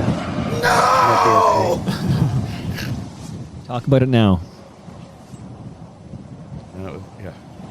That's I wanted to kill the kid when he fucking said that in that movie. I was so Hal Holbrook. It's quiet acting. It's that type of it's not theater. It's not, but it's up close, and he just, you see his eyes well up, but not in any bullshit way. It's just it moved me so much to have that come from this. This song comes from that same movie, and for me that's one of the best pieces of acting so I've ever that seen in my acting life. is very good. It reminds me of acting you would get from somebody like Richard Farnsworth. Okay, so you'll see that kind of quiet acting. I know exactly what you're talking about, Bob. You see it in The Natural, and then he did this. He had a rider mower, and he had to ride it into. I can't remember the name of the movie. It'll come to me in a minute. But Richard Farnsworth. Shout out to Ridley Funeral Home. But Hal, I think Hal's passed away too. Isn't he? Shout out to Ridley Funeral Home. Yeah, he was a quiet. I'd see him, and I want to say he's a very character actor. He was not I didn't know him until the movie, and then you find out. Oh, okay, cool. Like the guy's all. But what is Designing Women? Wasn't he a regular on Designing Women? Hal Holbrook. Yeah, I think he married. When you look at him, he's a comedic actor. He was more of a comedic actor, and when you see him, you're like, oh, okay. But it was unbelievable. He was he had a one-man stage show. Mark Twain. It was all about. That's where I know him. Samuel. Yes, Twain Tonight or something. Yeah, he won the Tony. Yeah. Anyways, he for me is just like that's some of the best acting I've ever seen in my life. That's cool. He lived in 95. Good on him. Wow. Good on Hal Holbrook, by the way. So that is a song that I will just now in any day put on and listen to it over and over. I forget how beautiful again. You know how I know that song? I did a gig in 2013 with Kristen Milioti, she just won an Emmy Award for The Penguin. I asked you to get her on Toronto Mike. I can still get her on. Yes, of course. I'll still get her on. She just won an Emmy Award. How I Met Your Mother. She's the she's the mother. The mother. But anyways, spoiler alert. I played bass in her band. We did a couple of gigs in New York. We played at Lincoln Center. She's in The Penguin. She was in The Penguin, yeah. Oh, wow. But she did this song. She did Just Breathe. Oh, wow. And so I didn't know the song. She didn't know it. She covered it. She did a beautiful. I'm going to find a recording of it. I'm going to send it to you. Because you weren't at my wedding, Rob. If you were at my wedding, you would have heard the song. By the way, for me to say I didn't know Hal Holbrook. I mean, I've seen stuff. I didn't realize like he was Deep Throat and All the President's Men. He was He was on the North and the South. Okay. He played. He was on the North. He was in Wall Street. Yeah, he played the North. He was in Wall Street. Yeah. He played he was. But he was quietly. He's good. a character actor, and that bit of acting is some of the Anyways, it's just I like I said, for me, I'm one of those people. The hair stands up on your neck, and you get chills. Okay. I get chills with everything What's I'm doing. profound, like what's interesting when you describe this topic? I have a friend named Brent Jensen who is a good friend of Blair Packham. I met him at Blair's house. Did you meet him? So he's got a podcast called No Sleep Till Sudbury, and the tagline for his show is music that makes your skin vibrate. There you go. And he gets guests on who pick like 5 songs that are super meaningful, and it's the same kind of thing. But I love that. You get that feeling. That's it. And so for me, there's so many levels to why I love that song. Yep. And that acting is part of it, but. Again, the song itself is beautiful. Yes. The instrumentation, Eddie's lyrics, and the production, and then on top of that, like I said, you shouldn't be writing stuff that good. That right. you know. Right. I agree 100% with everything Bob Willette just said. I never say that on Toast. No, it's true. Okay, It's to do. Write it down. Mark it. So on the live stream, I want to shout out people who are there really quickly. I want to shout out Moose Grumpy, who's there. It's always good to see Moose. I saw her at TMLX 20. I didn't see either of you, but I saw Moose Grumpy, so I was happy. She tells me the Lawnmower Richard Farnsworth movie that really affected me was called The Straight Story. So find your local Stella Plex server and find The Straight Story. Richard Farnsworth, who I just revisited The Natural when Robert Redford died. Yep. So he's great in that too, of course. VP of Sales tells me, because I was going there, but... oh, yeah. Where is it Hal here? Holbrook was married to Dixie Carter. Yeah. So I remember Hal Holbrook from. I used to watch a lot of Designing Women, and married to Dixie Carter. Wow. And he goes, any Designing Women talk makes me think of looks like it's Splitsville for Delta Burke and Major Dad, which was a very funny Simpsons line. I also loved. But also, fun fact, they're still together, Major Dad and Delta Burke here. Mike says Hal Holbrook was in the classic TVM that Certain Summer TV movie that Certain Summer. I'm doing the math here. Vetter's Hard Son. So yeah, that's a great debate to have. I like the original. I feel like, is it Joni Mitchell doing backups on the original Hard Son? I don't know. Because that's Indio. I'm doing this off the top of the lid here, but this is an artist, a Toronto singer, I believe, who went by the name Indio. Hard Sun was all over, CanCon and everything, was all over our radio. And I remember background vocals, and I thought it was Joni Mitchell. Somebody can fact check that for me. Richard Farnsworth will always be Matthew from Anne of Green Gables. I'm just looking that up. I did not know that. I just watched that with my daughters. Really? He's got the blue eyes. And that's Richard Farnsworth? Yep, that's Richard Farnsworth. I remember this too. Laura and I have been going on about how good Matthew was. I didn't even, and we both love that. See? I got to blow my, that's a mind blow to me right now. Thank you very much. So hello again to Canada Kev, who says Vetter's Hard Son is better than the original. That's to be debated. They're both good. Leslieville, of course, we've talked to Leslie. I am Frank. So Frank, good to see you out here. Come out to an event. I don't think I've met you. Cha-Cha, is that how she's pronouncing this? We know who she is. I've met her. She came to a TMLX event. Some guy named, I was going to say Burlington Rob in Bob's basement. They're in the room with me. Guys are here. Andy, it was great to see you at TMLX 20 last week. It was always great to see you. VP of Sales, I'll see you Friday. YYZ Gord, who showed me a photo. He was climbing mountains and shit, and he still found a way to join the live stream. Wow. It was good to see Gord and Tom at TMLX 20. Hope to see everybody at TMLX 21. Let me get to, is it my turn? Where are we? No, it's your turn, Rob. Set up your second jam. All right. Second jam, it's a very meaningful song to me, and it had a profound influence on my life. That is the topic of the day. That's right. It's about, and you can just play it. See how long it takes me to name it. I knew something. You had some classical piece? No? Nobody likes piano. Yes. I thought it might have been on somebody. I thought it'd be Ben Folds or something. Is there lyrics in this song? Mm-hmm. Okay. Because I don't know this song. Rob's more cultured than Bob and I.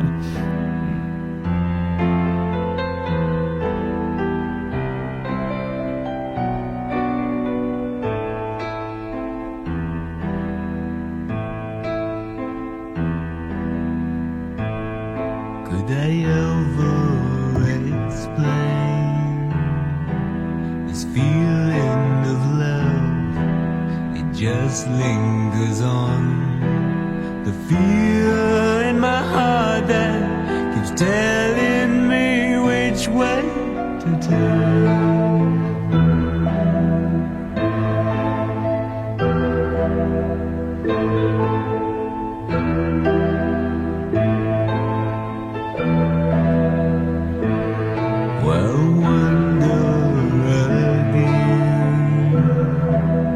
Clothes they are wet, we shout from the rain, longing to touch all the places we know we can hide.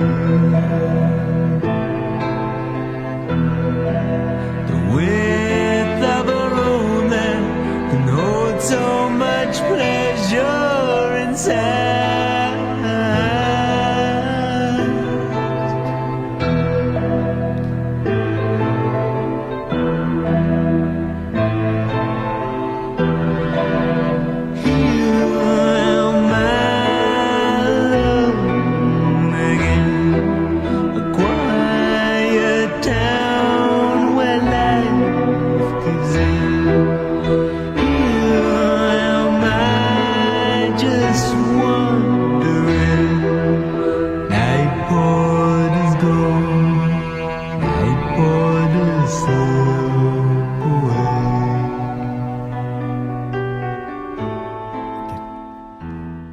Very good.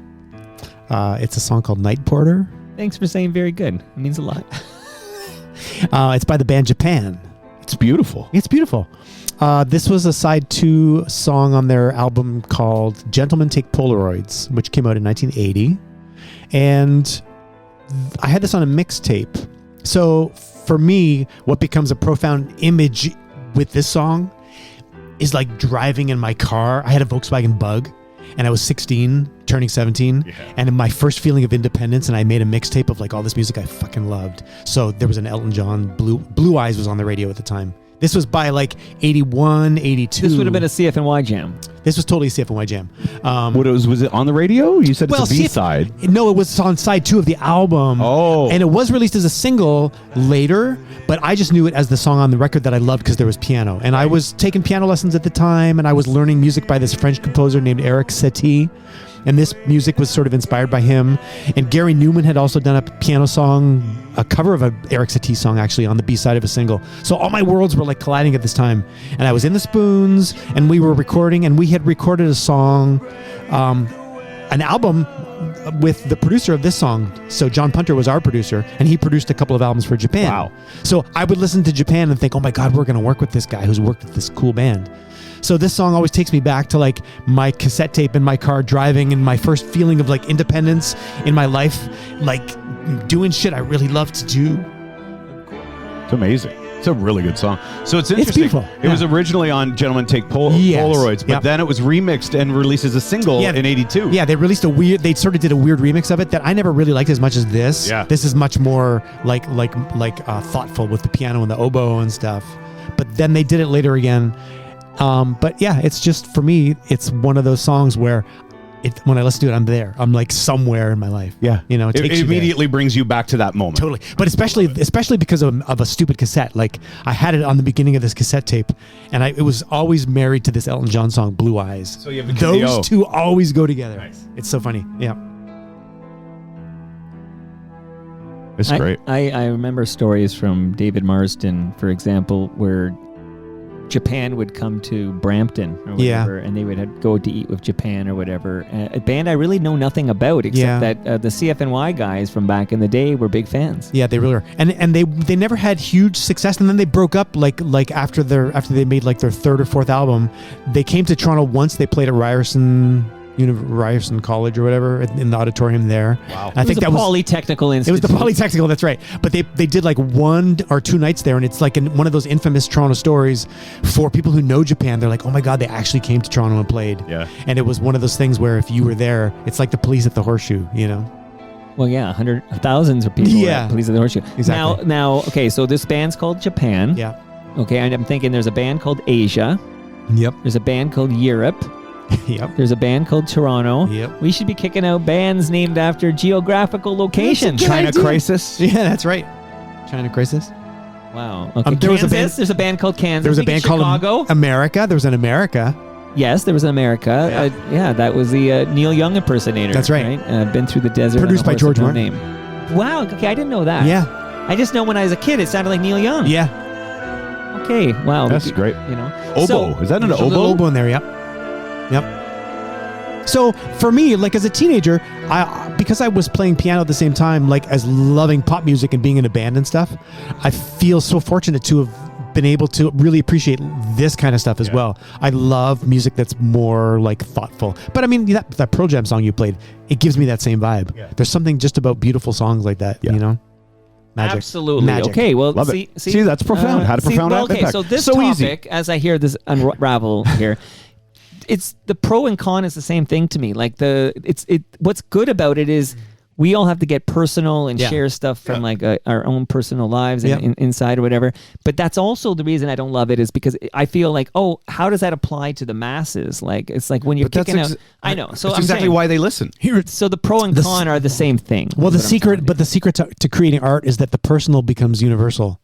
And sometimes you have to be very selfish in a way and think of yourself when you're creating. And if I may, as somebody who works if I may, as somebody who works in an industry that has forgotten that it's the personalities, it's the stories that people care about. Yeah. You have every goddamn song in the world in your pocket. So if people aren't going to listen to us, even when you're giving a song a topic that we're picking songs, you've told Rob he can't pick songs that he just found out about. So you're That's right. You already told him you can't. It has to be something. That's totally the opposite. Yeah. That's So right. you did tell him that. So people are listening. So we do tell those stories. Right. So you're just being a whiny bitch.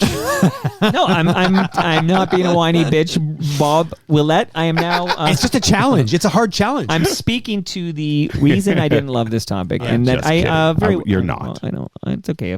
Sometimes I am a whiny bitch, but I'm now going to kick out a song. I feel like it's funny that I'm the one of this three of us that are going to kick out this song, but I'm kicking out a song that I actually never seek out, and I haven't sought out in decades. Suck it out? Right. Sought out, right? Yeah. So because maybe this will be part of the story. Maybe I'll just start playing the song that everyone's heard 1,000 times, maybe 1,000,000, and then I'll bring it down and tell my story. But this is what I'm kicking out, Rob Preuss.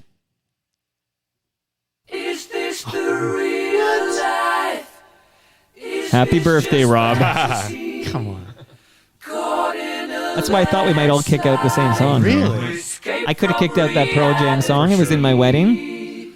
Open your eyes, look up to the skies and see. I'm going to play 1 minute. I'm just a poor boy, I need no sympathy, 'cause I'm easy come, easy go, little high, little low. Anyway the wind blows doesn't really matter to me. Okay, everybody's heard Bohemian Rhapsody, okay? You probably heard it this week. Okay? Jeez. All right. It's funny. I've never purposefully sought it out, but I feel I hear it all the time. It's just a song that's like in the zeitgeist. It's always around. Bohemian Rhapsody. Oh, you played the Muppets version recently. I did right? last time, actually. Okay, yeah. I feel like we kick out Bohemian Rhapsody every second episode of Toast or something like here. Okay, so a little bit about Bohemian Rhapsody, and then I'll personalize it, and then a little bit of info for everybody. Stuff that you should know, you don't know, because I didn't know. Okay. This is a band called Queen. What? This is the lead single from Queen's 4th studio album. It was called, and Rob's like, we know all this, but I'm telling people like Live Famke who don't know all this. Live Famke, I was introducing her to somebody who was at that event last week, TMLX20, whose name is Rita.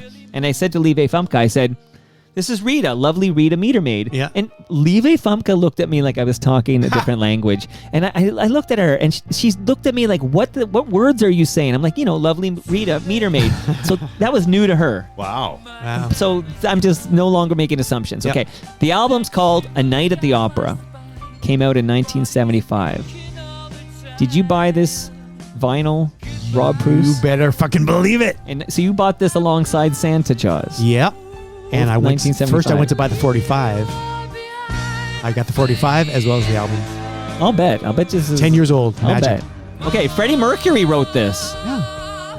It's like almost 6 minutes. It's like 5 minutes and 55 How seconds. many key changes? How are there? Like how many key changes? How many? Well, I have a quote. So any there's not tempo that many. changes? Yeah. So I'll talk about how I discovered what it meant to me, but what I think I liked about it, and Freddie Mercury went on the record to say that it's 3 songs. He wanted to put out 3 songs, and he just put them together. Yeah. Like, this is 3 songs. Yeah. You've got this ballad at the beginning, you've got this rock thing, and you've got this, like, sort of what the opera. Beatles used to do when they would just mash shit together at the end of, they just do that. Abbey Road. Yes, exactly.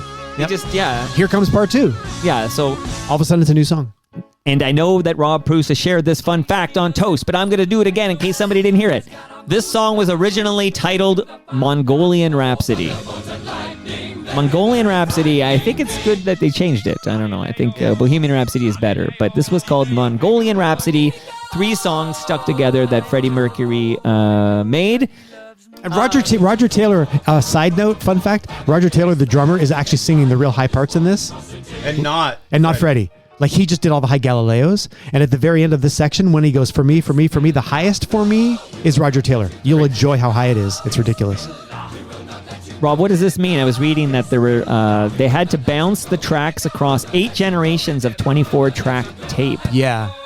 Because they had 200 tracks of overdubs to make this song was quite the effort. Yeah, because when you're recording the tracks, you got to mix things together onto a new track to leave room. Okay, here comes the for me's. Wait, listen. Here he comes. Roger.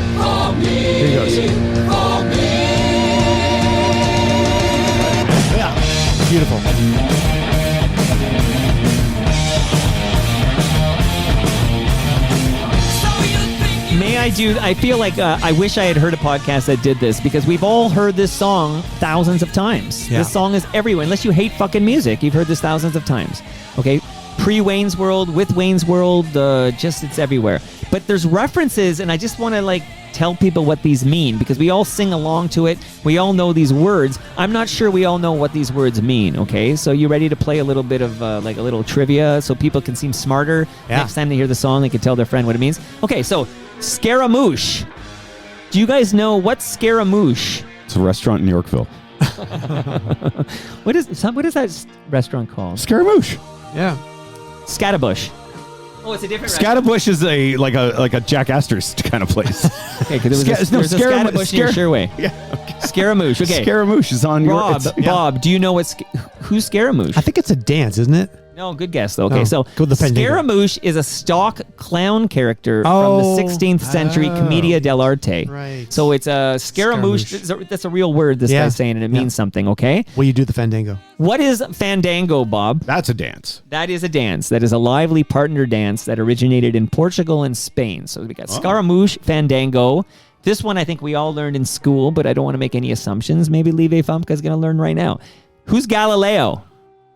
The philosopher? Astronomer. Astronomer? He absolutely, astronomer is a correct answer, but he's also been called the father of modern era classical physics.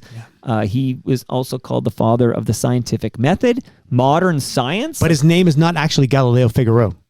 No, it's not. It's Galileo or something. He's the father of observational astronomy. Yeah. The Catholic Church, fun fact, condemned Galileo because he asserted that the Earth revolves around the sun. They were the original delusional denialists because he's like, look through the telescope. And they're like, we don't want to look through the telescope. We don't want to believe you. I met somebody for the first time, and I like this woman very much, and I enjoy conversations with her, but she's an actual flat earther. I've never met one in a while before. No, Seriously? really? Have you ever met an actual flat earther? No, not Maybe, somebody who but I don't know. actually believed it. Yeah, Nobody that would say it out loud. And then when I would bring up some obvious like things we know, there's answers to everything. Yeah. And now she sends me like DMs me on Instagram. Oh, cool. Videos from wackos who are proving that the Earth is flat, which is a wild little thing. Okay, Figaro. Who is that guy?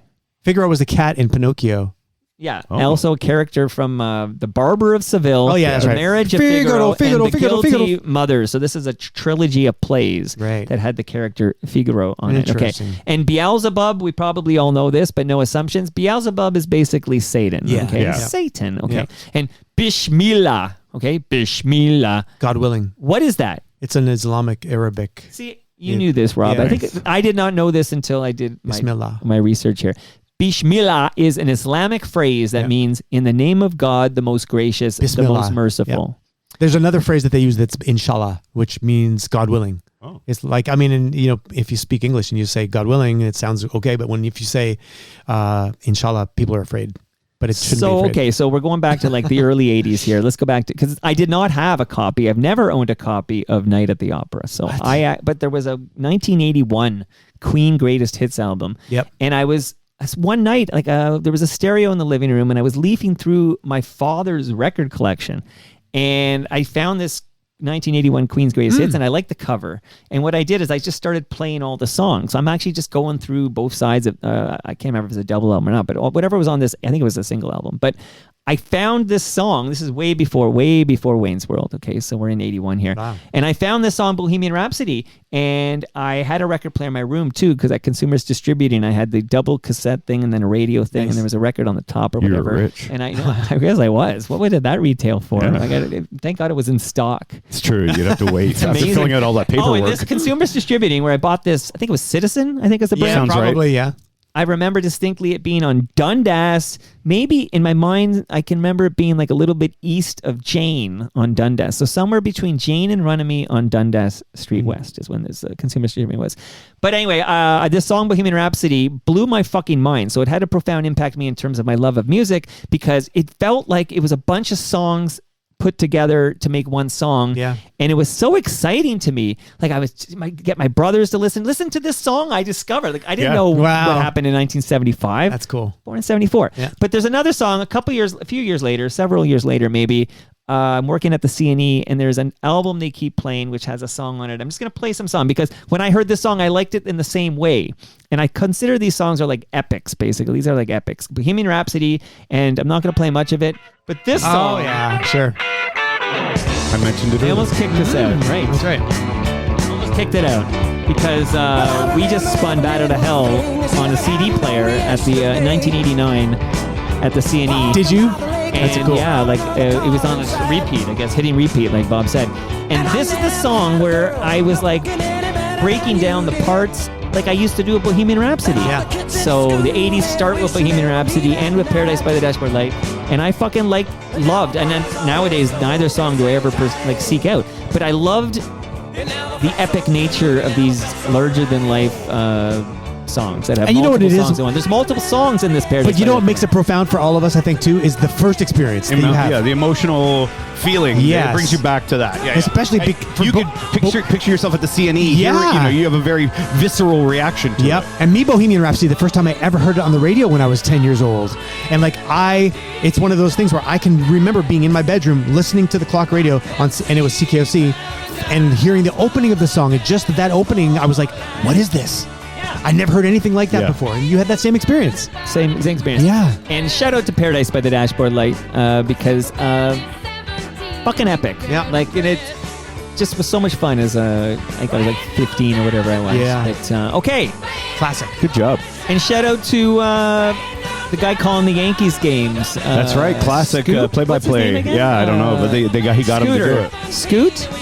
I don't know. Shit, I know this name. It'll come to me. But he did a great job with the... he's rounding. Oh, my God, he's going to score. Holy cow. Right. Holy cow, I think he's Phil going to make it. Rizzuto. He's going to steal Phil Rizzuto. He's But going to he had a steal the nickname. base. Scoop? It's Phil Rizzuto. Phil Rizzuto. Didn't he have a nickname? I don't know. Oh. Scoop or Scoot? No idea. I'll look it up. Stop while, right there. Yeah. Boom, boom, boom. Okay, so... Good job. Hold on. That was a good one for you because I'm surprised you picked out What? Queen. It's your birthday, buddy. No, it's not. Nickname of Phil... Oh, really? That's important? Yeah, because I think it was... I want to think it's Scooter or something. Oh, yeah, it is Scooter. Okay, I'll make sure I'm not losing my fucking mind. Scooter Rizzuto. My brain health is important to me. The Scooter was his nickname. Yeah. Phil Rizzuto. Shout out to Ridley Funeral Home. Died We're in almost daring him to 2007. pick him off. Amazing song. And we'll just listen and dissect it together. Maybe that'll be an episode of Trying to Make. Okay, you go. Bob. I just wanted to let you know that the sea scallops at Scaramouche are only $54. You mean Scatterbush. Yeah. A couple reasons I picked this. I've mentioned this band before here on the show. I don't think I've ever played them, but I want it to include something that's fairly recent, that isn't like just from like a epic memory, that has had a profound effect on me. Okay. I was woken by a bang, and I could already taste the pain, the sudden fear that grips and shakes you when you face the truth. Whose sofa was this? Where were my shoes? What did we do last night? I don't remember leaving Nathan's house. Oh yeah, how could I forget why my pants were soaking wet when we'd been pissing ourselves laughing at the news? Did you see it too? It was incredible, they played it on a loop. We couldn't believe it. Basically they discovered that there were others just like us, other beings, other creatures, other planets and other species who had other gods that they believed in. And they interviewed all of them, and every one of them, not one could give any hint of a clue what they were doing here either. It's all so pointless. It is, and that's beautiful. I find it humbling, sincerely. When you're gone, it brings me peace of mind to know that this'll all just carry on with someone else. There's something new. No need to be blue. So I want to hear the end of the song, but I'll talk over this part. So this is a band called Yard Act, and this is Yard Act, and they are out of Leeds, UK. It's from 2022. Wait, you're telling me that band is British? Yeah, I know, it's hard to believe. And they my buddy David Allard, who's a big music guy, he had tickets to see them at the concert hall, and I was just. This was last year. It was November, and I'd been unemployed from January or February to November. And this song, there's lyrics in this song. I love. You'll also hear existentialism kind of theme through all of my profound songs. Are you okay, Bob? No, I'm not. Far from it. Thank you. So there's a whole part of this song that just gave me hope, and I listened to it over and over and over again. So I want you to hear the end of the song, if it's okay. Can we What's the name of the song again? When it swells? Because I see I have a bit of swelling. A little bit before that. Bob, reminder to you, you know this already, but you've got a beautiful family. Yes, of You're course. loved by many. Yes, thank you. Your health is okay? It's Because you look amazing. It looks good to me. I don't know. I'll check your records in a moment. Okay, now we hear this. Death is coming for us all, but not today. Today you're living it, hey, you're really feeling it. Give it everything you've got, knowing that you can't take it with you, and all you ever needed to exist has Always been within you. Give me some of that good stuff, that human spirit. Cut it with 100% endurance. It's just crazy. So cool. Is that a harp? Yep. And they played it live on stage too. They had a harpist. It was a year ago that you sent me the text of this album. You were that's like, right. you need to listen to this. They're so good live. Oh my God. So what happened was my buddy said, hey, do you want to go to the show? I'm like, sure, why not? It's a Monday night in beginning of November. And it's got this amazing, I started listening to them, and their biggest hit was this at the time as their number one song. So I listened to it, and immediately it had an impact on me.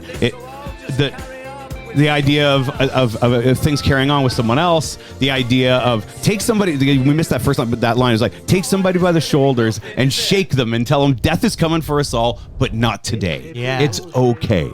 That's so. Oh, this is are you onto this? Are you onto my bonus now? No. Yeah, you are. No, I'm not. Oh, this is the end of it.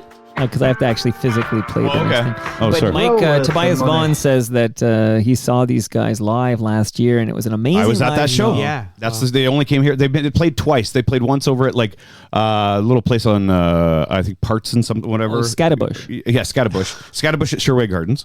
And they played there. They were amazing live. But that song to this day. I make my kids listen to it, and they're like, "Dad, you really love this song." I'm like, amazing. I do. I said, and they asked me why, and I said because it's. I think it's actually a very hopeful song, and I think it. And I think a lot about. I actually read and think a lot about existentialism. Existentialism. Now, Bob, I'm curious. Is this tied to your industry of choice? Oh, 100%. It was. Yeah, of course. So radio, like there may not be room for someone as talented and creative as Bob Willette in the world of radio in 2025. I don't know if that's why there's no room for me, but there might not be room for me, and to dedicate a very large portion of your 50 years on this earth to something and realize they don't want you was very, very hard for me to deal with. And you know, but and they suck. Like, I mean, well, it's not like that's fine. They suck, awesome but I still without you. Well, that's fine. They suck, but I still have bills to pay. Right, so I got to figure that shit out, right? So, and that's what the existentialism Thank part God for of it Mrs. is. Willette. I know that's not her name, but so, Rob, did you hear the update from Bob on Bob's Basement? I did not. No, he hasn't heard it yet. So you're I was bigger. telling You like Bob me better. we're going to find out who likes Bob better because I listened to it. I'm going to listen while I'm driving today. It's basically like a monologue from Bob Willette. Oh, wow. Kind of and I kind of think that's a good vibe for you. I feel like a lot of people are listening. I don't to know you. if how many people want to listen to me for 20 minutes. 20 minutes is a good amount. It really depends what you're saying. Yeah, I played a little. So It's good. They will. What I did in there just to show how much I love what I do is I found these old cassettes of me interviewing like celebrities. Bill Cosby. I had Bill Cosby. I'm 13 years old. Me, horny Bob. Still his hero. Yeah. No. Yeah. Still my hero. Wait, interviewing Bill? Yeah, me interviewing Bill Cosby at I'm 13 years old, and I'm using his comedy albums. Oh, that's... I'm queuing up his... Yeah, like Al TV. Or Yeah. Weird. Oh my God. Yeah, so I've been doing this for a long time. Anyways, that song still to this day, it's on my Spotify, and I bet you it's going to be in my top 10 this year. Wow. That band, because I listen to them all the time. I also have the vinyl now. Is there too, a which is great. station in Toronto that would play Yard Act? Indie 88 would have back in the day, but they don't. Good? When they were not doing well in the ratings, that's the problem. You can't play for the cool kids because there's just not enough money. I know CFNY taught us that when they. Yeah, you can't do it. So I understand why the radio station sounds the way it does, and I'm happy to be a part of it. I just hope they want me to be a part of it. That's all.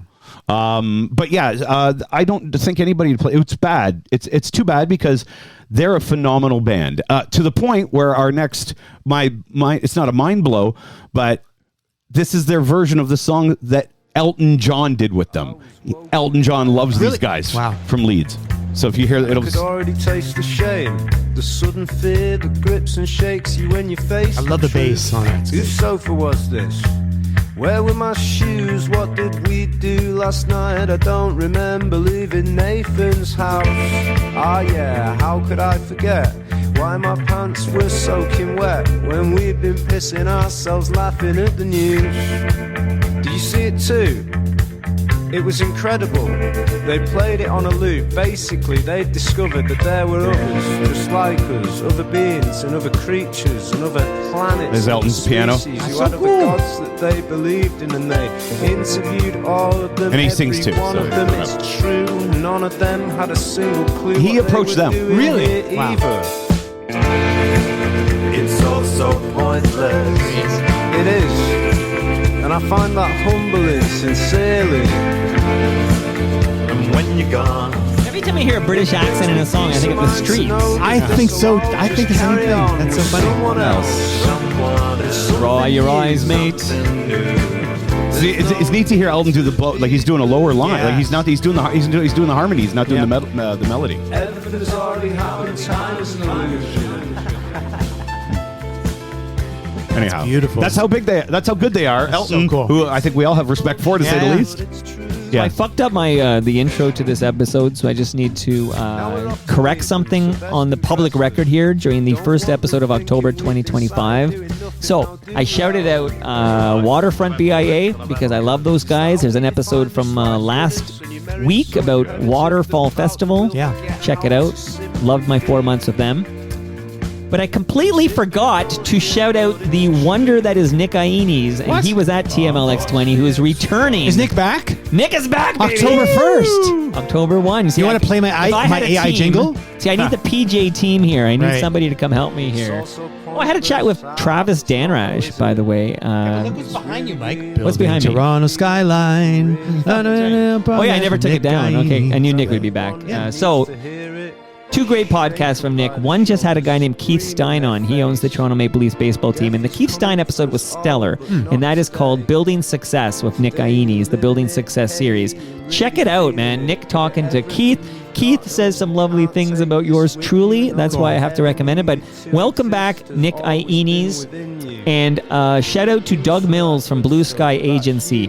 Blue Sky Agency is the official distributor of Silence, quiet, comfortable, and customizable office pods. And if you want to have a conversation with Doug about your workplace environment, your office, he's eager to chat with you, especially if you're looking for dynamic and creative work environments. He's Doug at blueskyagency.ca. I already know Rob Preuss is the biggest fan of Life's Undertaking from Ridley Funeral Home. I love the new episode. I love that you love the new episode. We record every 2 weeks in this very basement, Brad Jones and I, so subscribe and enjoy. Why don't you do it in the basement of the funeral home? A lot of dead bodies around. Yeah, that's my point. Find out where the bodies are buried. Yeah, well, they're going to be. That's right. It's not like there's going to be nothing, is it? Bob, how bad is this existential crisis? I can get you a deal at Ridley Funeral Home. Oh, yeah. You know what? I probably should start thinking about it, Turning 50. Talk to Mrs. Willette about this. Yeah. Again, January, you said? January 18th. Can you take a note, Bruce? Yeah. Actually, I have a friend of mine. She, do you go ahead, take your note. Yeah. But January 25th, my very good friend Sarah and I share our birthday, like a week apart. She's the biggest Lowest of the Low fan, and I was like, I wonder if I could reach out to Ron and pay him to play her birthday party. We've been talking about it because Ron does that. She's a very successsul HR person. She's the one who's organizing that the Govan Brown. Oh, I was going to give away those tickets. Do it now. Oh yeah. Okay. So there's a company called Govan Brown. They're a construction company here in Canada. They built. They built this city. Yeah, you guys starshipped. Sherway Gardens. They've done a whole bunch of stuff there. Scatterbush? Yeah, Scatterbush is what they've Will done. Will you do the Fandango? Yes. But on if anybody would like to go to see they do an annual. It's their 7th annual Curapalooza. Although it's for Make-A-Wish Foundation. It's at the Phoenix Concert Theater on. Let me just get the date exactly. October 23rd, Thursday, October 23rd. I've got a pair of tickets to give away. You can email. Wow. You can email me, Bob at. Is The Cure playing? No, it is actually Danny Greaves Oh, of The Watchmen. Wow. Opening for Big Wreck. Wow. So that's amazing. And it's $75 a ticket to buy at the Phoenix Concert Theater, which is a really good deal, by the way, to see a band like Big Wreck. Wow. I'll wait till this goes out to everybody. But you can email me at my bobwillette@gmail.com. I'll put you into a draw, and if you want to go, I'll hook you up with a pair of tickets.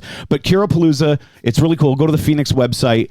Buy a pair of tickets. It goes to a really good cause, and it's a fun little party. They had Sloan there. They've had Sam Roberts. They've had Arkells. They've had Metric. Wow. Yeah, they've had great lineups. And I would like to say I helped my friend Sarah organize it. Yeah, that's cool. A couple. I really love that too. And Mike will go. And Mike said he'll go if I go. I did say that. As it stands right now, I am going. So Danny, I love. He played at TMLX events. Yes. Great guy. But I'm serious about my friend Sarah and I maybe doing a co-birthday thing and maybe having Mr. Hawkins come and do some stuff. That sounds really cool. I don't know, but I don't want to go through an agency. I want to go direct. No, I can. Well, I can. Yeah, Yeah. you can totally go. He'd love you to go direct and book that if he's because then available. it's not money out of his pocket. Yeah, no, he does that. Like he plays people's living rooms. I know, and it's something that we've been talking about. So I didn't mean to bring it up on air, but here we are. No, I'll take my normal 20% and we'll make this happen. So there you go. So anybody, bobwillette@gmail.com. If you would like to be entered for a free pair of tickets to see that show on October 23rd, I'll do the draw probably in a week or so. So, thank you for that. Big Wreck has some great jams too. Oh my gosh, yeah. Is Thornley in that band again? I can't remember. Ian Thornley is the lead singer of that band. No, he left. Yes. Didn't he leave? No, he didn't. No, they weren't. They never performed without him. He went solo. He signed with 604. So what band replaced? 3 Days Grace replaced their. Then right now, and now they have both. I wonder how many people confuse those bands in my head. Like they're similar, like Big Wreck and 3 Days Grace. I think Big Wreck for they're me. They're both Canadian. Big Wreck's out of Boston or something, but the lead singer's Canadian. Yeah, no. 3 Days Grace is a little heavier and a little later. I think that song is still that those guys are associated with me with I Mother Earth and Our Lady Peace. That era, they're a little bit past it. Like 98, I think, is when that song came out, but still. And I Mother Earth Blown also wide replaced open. their lead singer. And they've done. It was I Mother Earth and Sloan last year. Actually, was Curapalooza.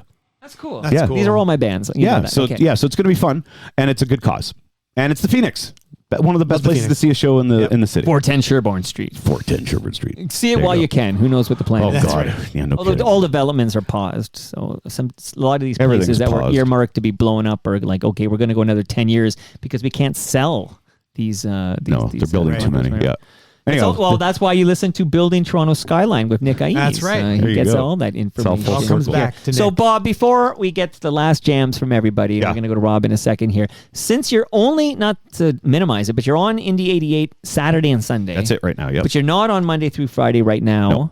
And I'm wondering, does that mean you're going to spend more time on Bob's Basement? So here's the thing. They've offered me to do some sales. I mentioned that on and I'm very much thinking with Joe about Middleton? it. With Joe Middleton and I are meeting tomorrow, actually. Mr. Was he Etobicoke Joe? Mimico Joe. Sorry, Mimico Joe. And that man bikes. But I am all yes, he does. But I'm also meeting with the owner of the company and saying, okay, where are we? What's happening? Because I absolutely am so passionate about being on air, and I think I bring a lot to the table.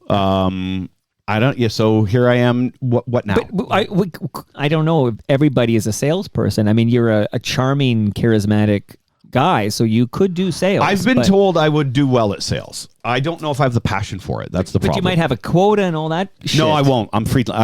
We've already talked about the terms. I'd be freelance. Whatever I sell, I get a certain percentage, and that's it.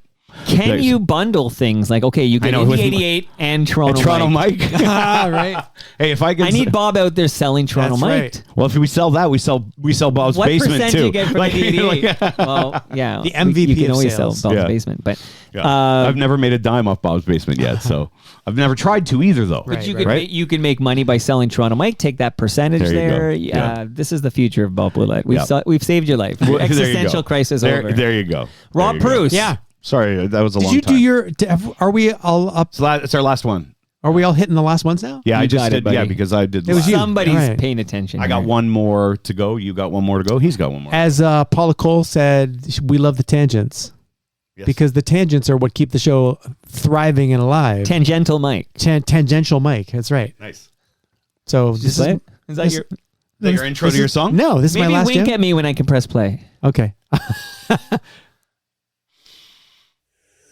This is the last time that I will say these words. I remember the first time. Travis? First No. of many Good guess. lies. Sweep it into the corner. I hide it under the bed. It's got to be Britpop or something. Some kind of. But they never do. Something I wasn't sure of, but I was in the middle of something I forget Keen? now. Yeah, Keen. You know what? Travis and Keen also very similar. Somewhere only you go.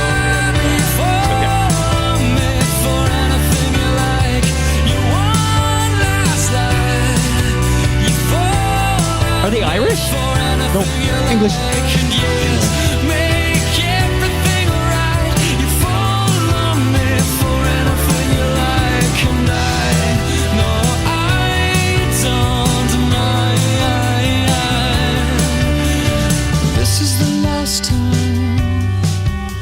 This is the last jam for Rob Preuss. That's right. So this is Keen. This is the last time.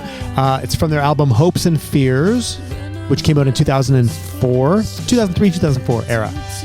And I had a hard time picking a song from this album because for me, it's the whole album is my sort of profound, Is meaningful. this the Somewhere Only You Yeah, Go? that's on that yeah. same Is it album. No or Go? This is literally this is track number 2 after Somewhere Only We Know. Okay. But the whole album to me is fantastic. Like I loved this so much at that time.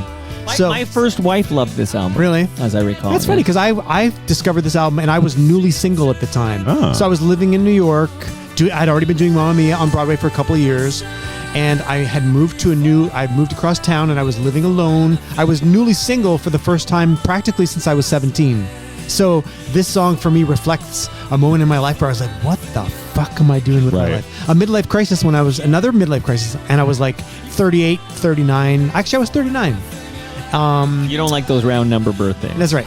And I used to like listen to this on my, the iPod was brand new at that time, right? Like, so I would load up my iPod with this album and I would go for a run along the Upper West Side Highway in Riverside Park by the Hudson River. And it's one of those associative things for me where this music just takes me back to that time in my life. And it was meaningful because I love this album. I love his voice because it reminds me a little bit of Freddie Mercury. Yeah, I can hear Shout it. out to Bohemian Rhapsody and Your Jam. And he's just got that high range, and I love the piano on this music. It's all about the piano, and I saw them play live a couple of times in New York. I've seen them once. Well, you know, the singer had some addiction issues, and they sort of went away for a while, and then they came back. But I think I think they're still together now. They don't quite hit the highs that they hit at this point. Are they a one-hit wonder? They were several hit wonders in England, especially. No, I mean in this. In America. I think they're like the Verve. I think they're a one-hit wonder. Yeah. They had Lucky Man too. Yeah, but only on Yeah. CFNY. No, like there's that, like Lucky Man. Nobody else. If you listen to Chum FM, you don't know who. No, that's right. But you know what Bittersweet Symphony Exactly. is. Same with this. You know, I would somewhere. say Keen for Somewhere Only We Know is really, that's their period. Yeah. And it's so you could call them a one-hit wonder, but they're one of those bands. If you like the band, They you got way you more know than them. that. Yeah. Yeah. They're. I think Verve That's is. like I think Aha has many hits Yeah. in Europe, but on this side of the pond, Take On You. people only know Take On Somebody. Take Me On. And I Take mean, Me On. I would say Take On I Me. would say a secondary would be Sun Only Shines on TV. Yeah. But again, only CFNY. That's right. That's right. it. Only Yeah. CF. It's because we had a cool radio station. But That's good what- that you referred to Travis as well, because I feel like got the a early, Travis sound, the early for sure. 2000s. Why does it always rain yeah, on me? but it was also that was that early era Coldplay also one hit sound. wonder, maybe Travis. Yeah, Yeah. here for sure, absolutely, Yeah. 100%. Yeah. Yep, not in England, but yeah, Right. Yep, for sure. This is the lyrics are beautiful. They're beautiful. Yeah, I'm just Yeah. looking at the lyrics. Yeah. I remember Keen very well. Yeah. I saw them open for Robin of all people. Did you really? Yes, Wow. it was a weird one of those V fests Yeah. that didn't do so well. Yeah. It was down at the time the Molson Amphitheater, and they were terrific. And obviously Robin was amazing. I love Robin. That's cool. so much. But yeah, very amazing. cool. So that was a meaningful, profound. So you did moment. it. The most personal topic in toast history, and you did it. We all did it. Well, I haven't gone yet. Okay. You're doing it. So Bob's closing. So it's funny you mentioned. What did you mention? It's funny you mentioned Bittersweet Symphony, because here's my final profound jam.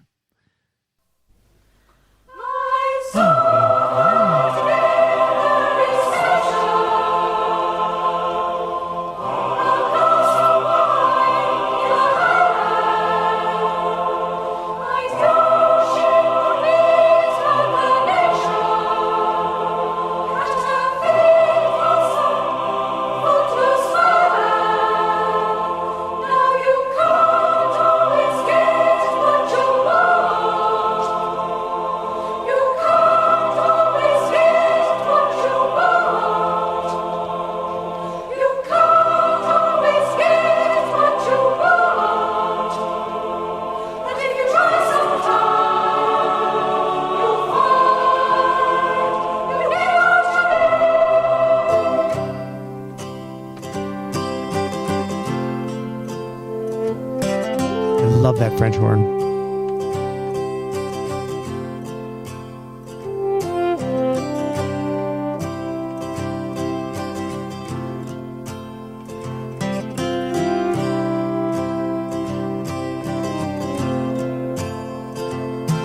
I saw her today at the reception,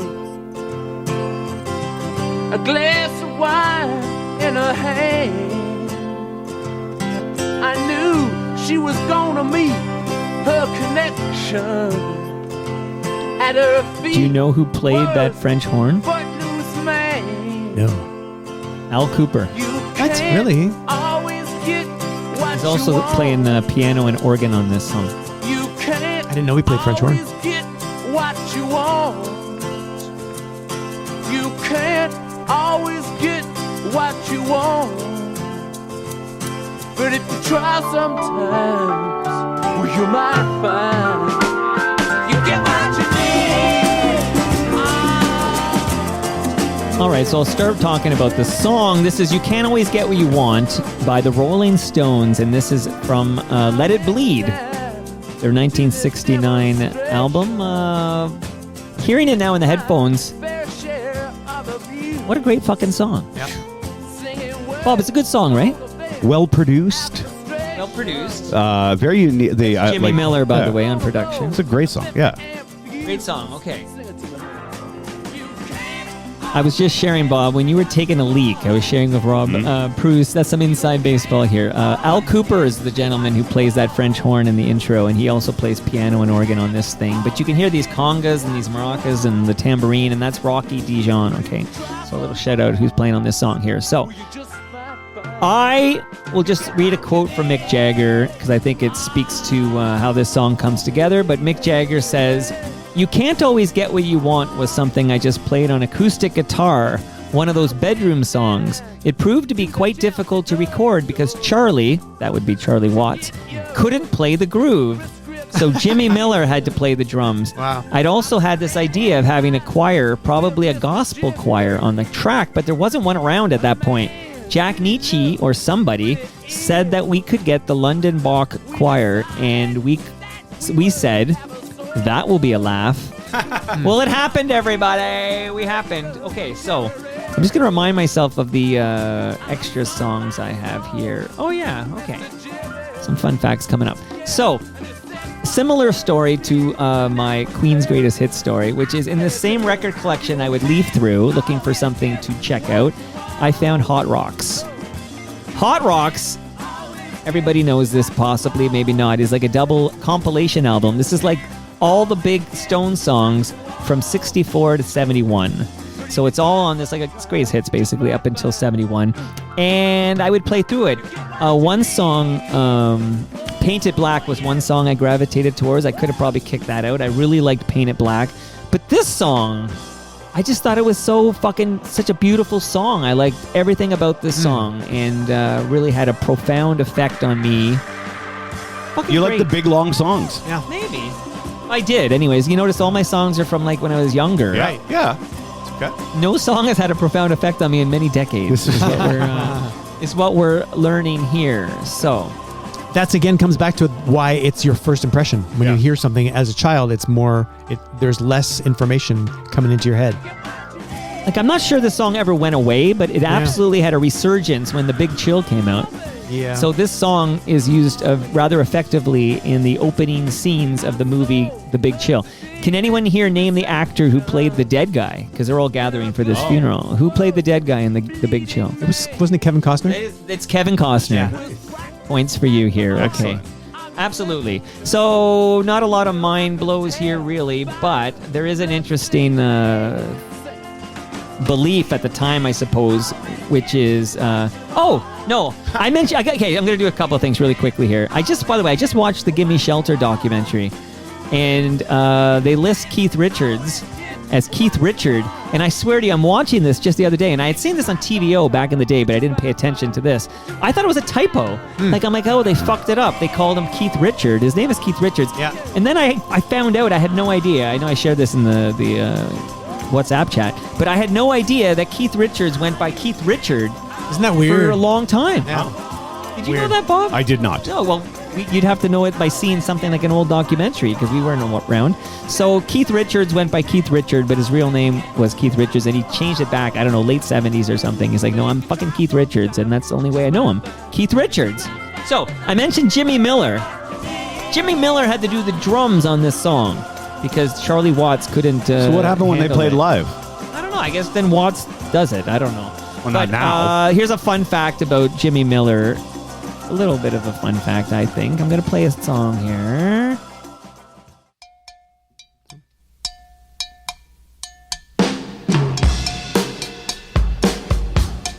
So, a couple of fun facts here. You Can't Always Get What You Want was originally the B-side of this song. But the other fun fact I wanted to share with you too. Let me guess. Jimmy Miller's playing the cowbell. Yeah, that's right. That's right. Yep. I knew it. Yeah. This cowbell is Jimmy Miller. Wow. Producer. Fuck. Bob, you blew my big line there. Oh. Amazing.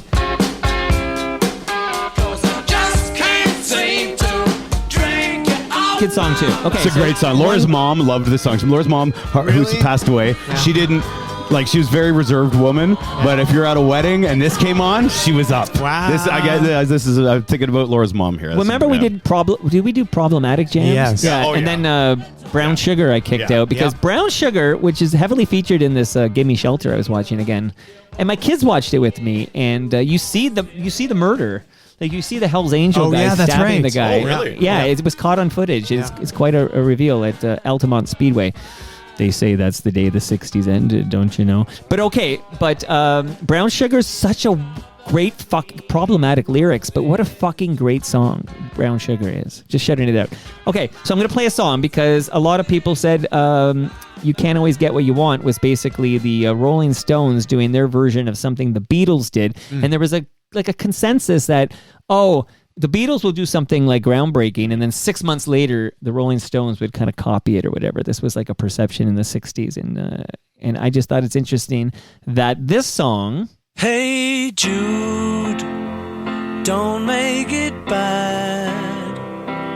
This song heavily inspired Mick Jagger when he was writing You Can't Always Get What You Want. Mick said, I liked the way the Beatles did that with Hey Jude. The orchestra was not just to cover everything up, it was something extra. We may do something like that on our next album. He said that, and then this was the on the next album, and a lot of people compared the spirit of You Can't Always Get What You Want to that of Hey Jude by the Beatles, and I just thought that would be a fun little capper. Somebody gonna sue somebody over the vibe of the song? Right. Well, now now I'm thinking of Bittersweet Symphony, but it was what's his name, Klein? It was Alan Klein. Yeah. Alan Klein. Alan Klein, who had ownership of the song. Yeah. And it was Oldman's orchestra, right? What's his name? Oldman? Andrew Loog Oldham. That's him. Oldham. Yes. Oldham. And that was the version that they looped for Bittersweet Symphony. That's right. That's right. What a story that was. Okay. All right, Bob Willette, the stage is yours to take us home. We'll just start it, and then I'll give you a little story about it. That sounds like a fucking plan. Here we go. And any man who knows knows a thing, knows he knows not a damn thing at all. And every time I felt the hurt and I felt the giving getting me up off the wall, I'm just gonna take a minute and let it ride. I'm just gonna take a minute and let it breeze. I'm just gonna take a minute and let it ride. I'm just gonna take a minute and let it breathe. How did Mandela get the will to surpass the everyday when injustice had him caged and trapped in every way? How did Gandhi ever withstand the hunger strikes and all? Didn't do it to gain power or money, if I recall, it's the gift. I guess I'll pass it on. Mother thinks it'll lift the stress of Babylon. Mother knows. My mother, she suffered blows. I don't know how we survived such violent episodes. I was so worried. It hurt to see you bleed. But as soon as you came out the hospital, you gave me sweets. Yeah, they tried to take you from me, but you still only gave them some prayers and sympathy. Dear mama, you helped me write this by showing me to give is priceless. And any man who knows a thing knows he knows not a damn thing at all. And every time I felt the hurt and I felt the giving getting me up off the wall, I'm just gonna take a minute and let it ride. I'm just gonna take a minute and let it breathe. I'm just gonna take a minute and let it ride. I'm just gonna take a minute and let it breathe. All I can say is the worst is over now. We can serve the hard times, divorce, it's over now. They try to keep us out, but they doors is open now. Acorn is getting awards and covers now. Oh, it's an edit. Good. That's good. And Good still news. repping the S. All right. That's Kanon Troubadour, one of my favorite albums of all time. I've kicked out some stuff from him before. That album was given to me early by Chris Garcia of Universal Music. I was the program director at Proud FM, but I was already working out of 5312 Dundas Street West, I guess, out in Etobicoke. Or not Etobicoke, still 416 proper there, because it's on the... Well, Etobicoke is 416. You're right. It's on the east side of the 420. I'm sitting in Etobicoke right now, Sorry, Bob it's on Willette. the east side of the 401.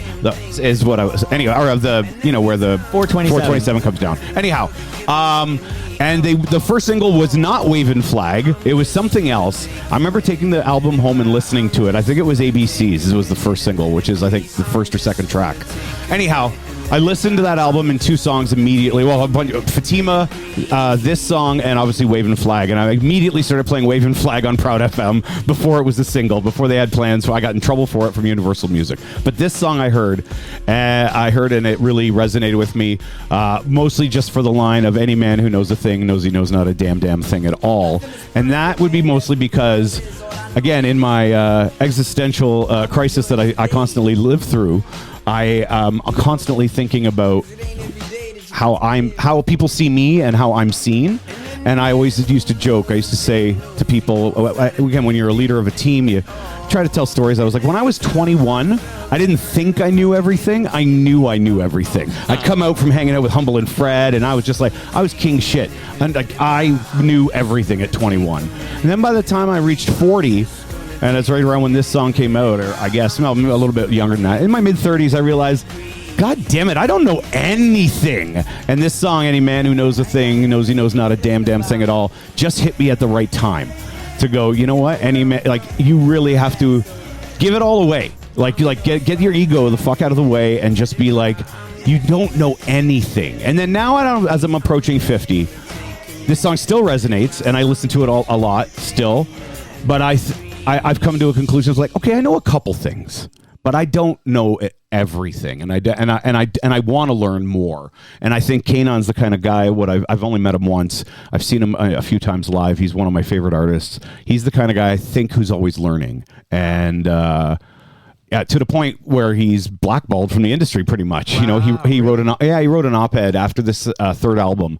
He wrote an op-ed in the New York Times and basically called out Universal Music for forcing him to write lyrics that had more white names, and he hasn't released music since. Wow. Yeah, you can look it up. It's still out there. There's a term I heard on another podcast. They'd bring up somebody like Bill Cosby, and then they'll say the sentence, they'll say scandal noted. Because they're going to get all these notes. So there's a Kanon scandal noted in that he was charged with sexual assault. in September 2024. Well, so that was, I'm not even talking about 20, maybe, I know he was working with Mr. Jarvis Church, Absolutely. FOTM. We talked about he that. He was working with him, so I actually am not. Gerald Eden. I have to be fully open. I'm not aware of that. No, there's no details even, except that he was charged. Right. Again, so charged is what? He's innocent until proven guilty. He's so, charged with sexual assault in a Quebec City courtroom. Oh, I know nothing of that. I have to admit that's the first time I've heard that. Yeah, we'll see. I'm still not going to change whether or not that's a profound song to me. What is the name of the song? It's called "Take a Minute." I like. It's on Troubadour. Wow. Yeah, and so it's just one of those. Any man who knows this, I honestly think that's one of my mantras. Wow. Is any man who knows a thing knows he knows not a damn thing at all. And I want to tell the listeners there is a Bob Willette Kicks Out the Jam episode before he was a member. Did of I already the use Toast this? crew. Yeah, well, not on Toast, sorry. but no, it's not a sorry because that's not Toast at all. That's you kicking out the jams. You had your 10 songs. Rob did this as well. Yeah. I kicked out one of my songs on our very first Toast that I ever did with you guys as well.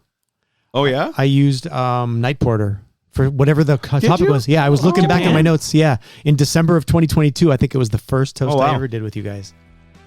Hey, there we are. Long intro. When are we getting the new... Because I know I mentioned Lieve Fumka a few times because we all love her. She's an FOTM Hall of Famer, but she wants you to deliver on your promise. I know, I'm gonna. A new intro. It'll be this month. Actually, maybe for the next one because we're coming up on the 1 year anniversary. Are you now on the record saying that for November's Toast, we'll be hearing the new intro? Yeah. Yes. Sorry, not intro, outro. Outro. I'm not changing my intro. That's right. Okay. But yes, I will give it to you because you're saying that. I'm saying that now. Yes, I've now put it on the record. Now, since we're putting things on the record, I want to say, Bob, I've come around. That was a great topic, and I enjoyed it with you guys. Even though a little personal. You guys did great. Yeah, great. Your selections were all amazing. I loved the Journey picking. Oh, you should have. Nobody played Journey. Yeah, nobody played any Journey. Don't stop. When I watched the Sopranos finale, it profoundly affected me.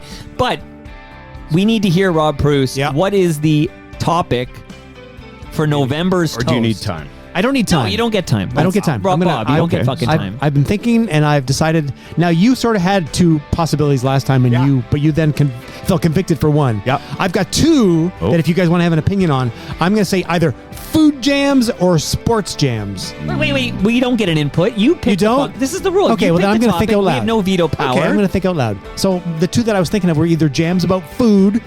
Could be whatever that means to you. They could be. Haven't we done that? It doesn't matter. Okay. Oh. It's time to come around. You don't have veto power. No, you don't. Sports jams. Who's this veto guy you speak of? I haven't thought this. Vito Corleone. Oh, there you go. Yeah. What did I ever do to deserve such a dry martini? Oh, that's really good. We can do it the hard way, or we can do it the easy way. Stick out your jaw like this on the day of my daughter's wedding. He's good at that. Can you do Marlon Brando now? He's Superman's dad. Do you guys know this? Do you know Superman's dead? Jor-El. Yeah. Do you know Superman's song? song? You mentioned Chantel. Superman never made any money saving the world from. So we're doing superhero songs? Oh, no, Superman. No. Kryptonite by Three Doors Down. Yeah, no. God, never. You say that for your jams. And there's 5 for fighting. Yeah. What's their song about? They have a Superman song, right? There's a lot of Superman. We're very. What is it going to be? Food jams. Food jams. Jams. Jams about jam. Okay, have we done food jams? No. On Toast? I've been checking. We have not done any jams on Toast. Well, yeah. Food jams. Oh, I can kick out Toast. Don't mention it. Oh. Don't give away away ideas now. It can be whatever that means to you. Could be a title, could be the subject, could be whatever. Food jams. I was thinking of the Talking Heads. They had an album called More Songs About Buildings and the Food. And then I thought, oh yeah, food jams. That might be cool. I don't know why, because I have no idea what I'm going to pick. Yeah, I don't know. Don't say anything yet. I'm going through my playlist. Chacha likes this. He put food in many exclamation marks. All right. Food and sport jams. There's food and sport. So food, glorious food, says Andy. So that's it. Stop. You're going to give them all away. All right. November. New outro and food jams. And that. But I do like the length I have for this before it gets to, whatever. You'll have that. The mind blows. So new mind blows? Yep. Love it. Okay. I'm excited. And that brings us to the end of our 1,772nd show. Go to TorontoMike.com for all your Toronto Mike needs, but please become a member at patreon.com/TorontoMike because I'm actually doing shit there. I wrote there today a lot of behind the scenes stuff. Become a member. Leslie's going to help me make it a fun place to be. Thank you to Great Lakes Brewery. Thank you to Palma Pasta. Thank you to RecycleMyElectronics.ca. Thank you to Blue Sky Agency. Thank you to Ridley Funeral Home. And welcome back, Nick Iones from Building Toronto Skyline. See you all tomorrow. And my special guest is the Toronto Star's Edward Keenan. See you then.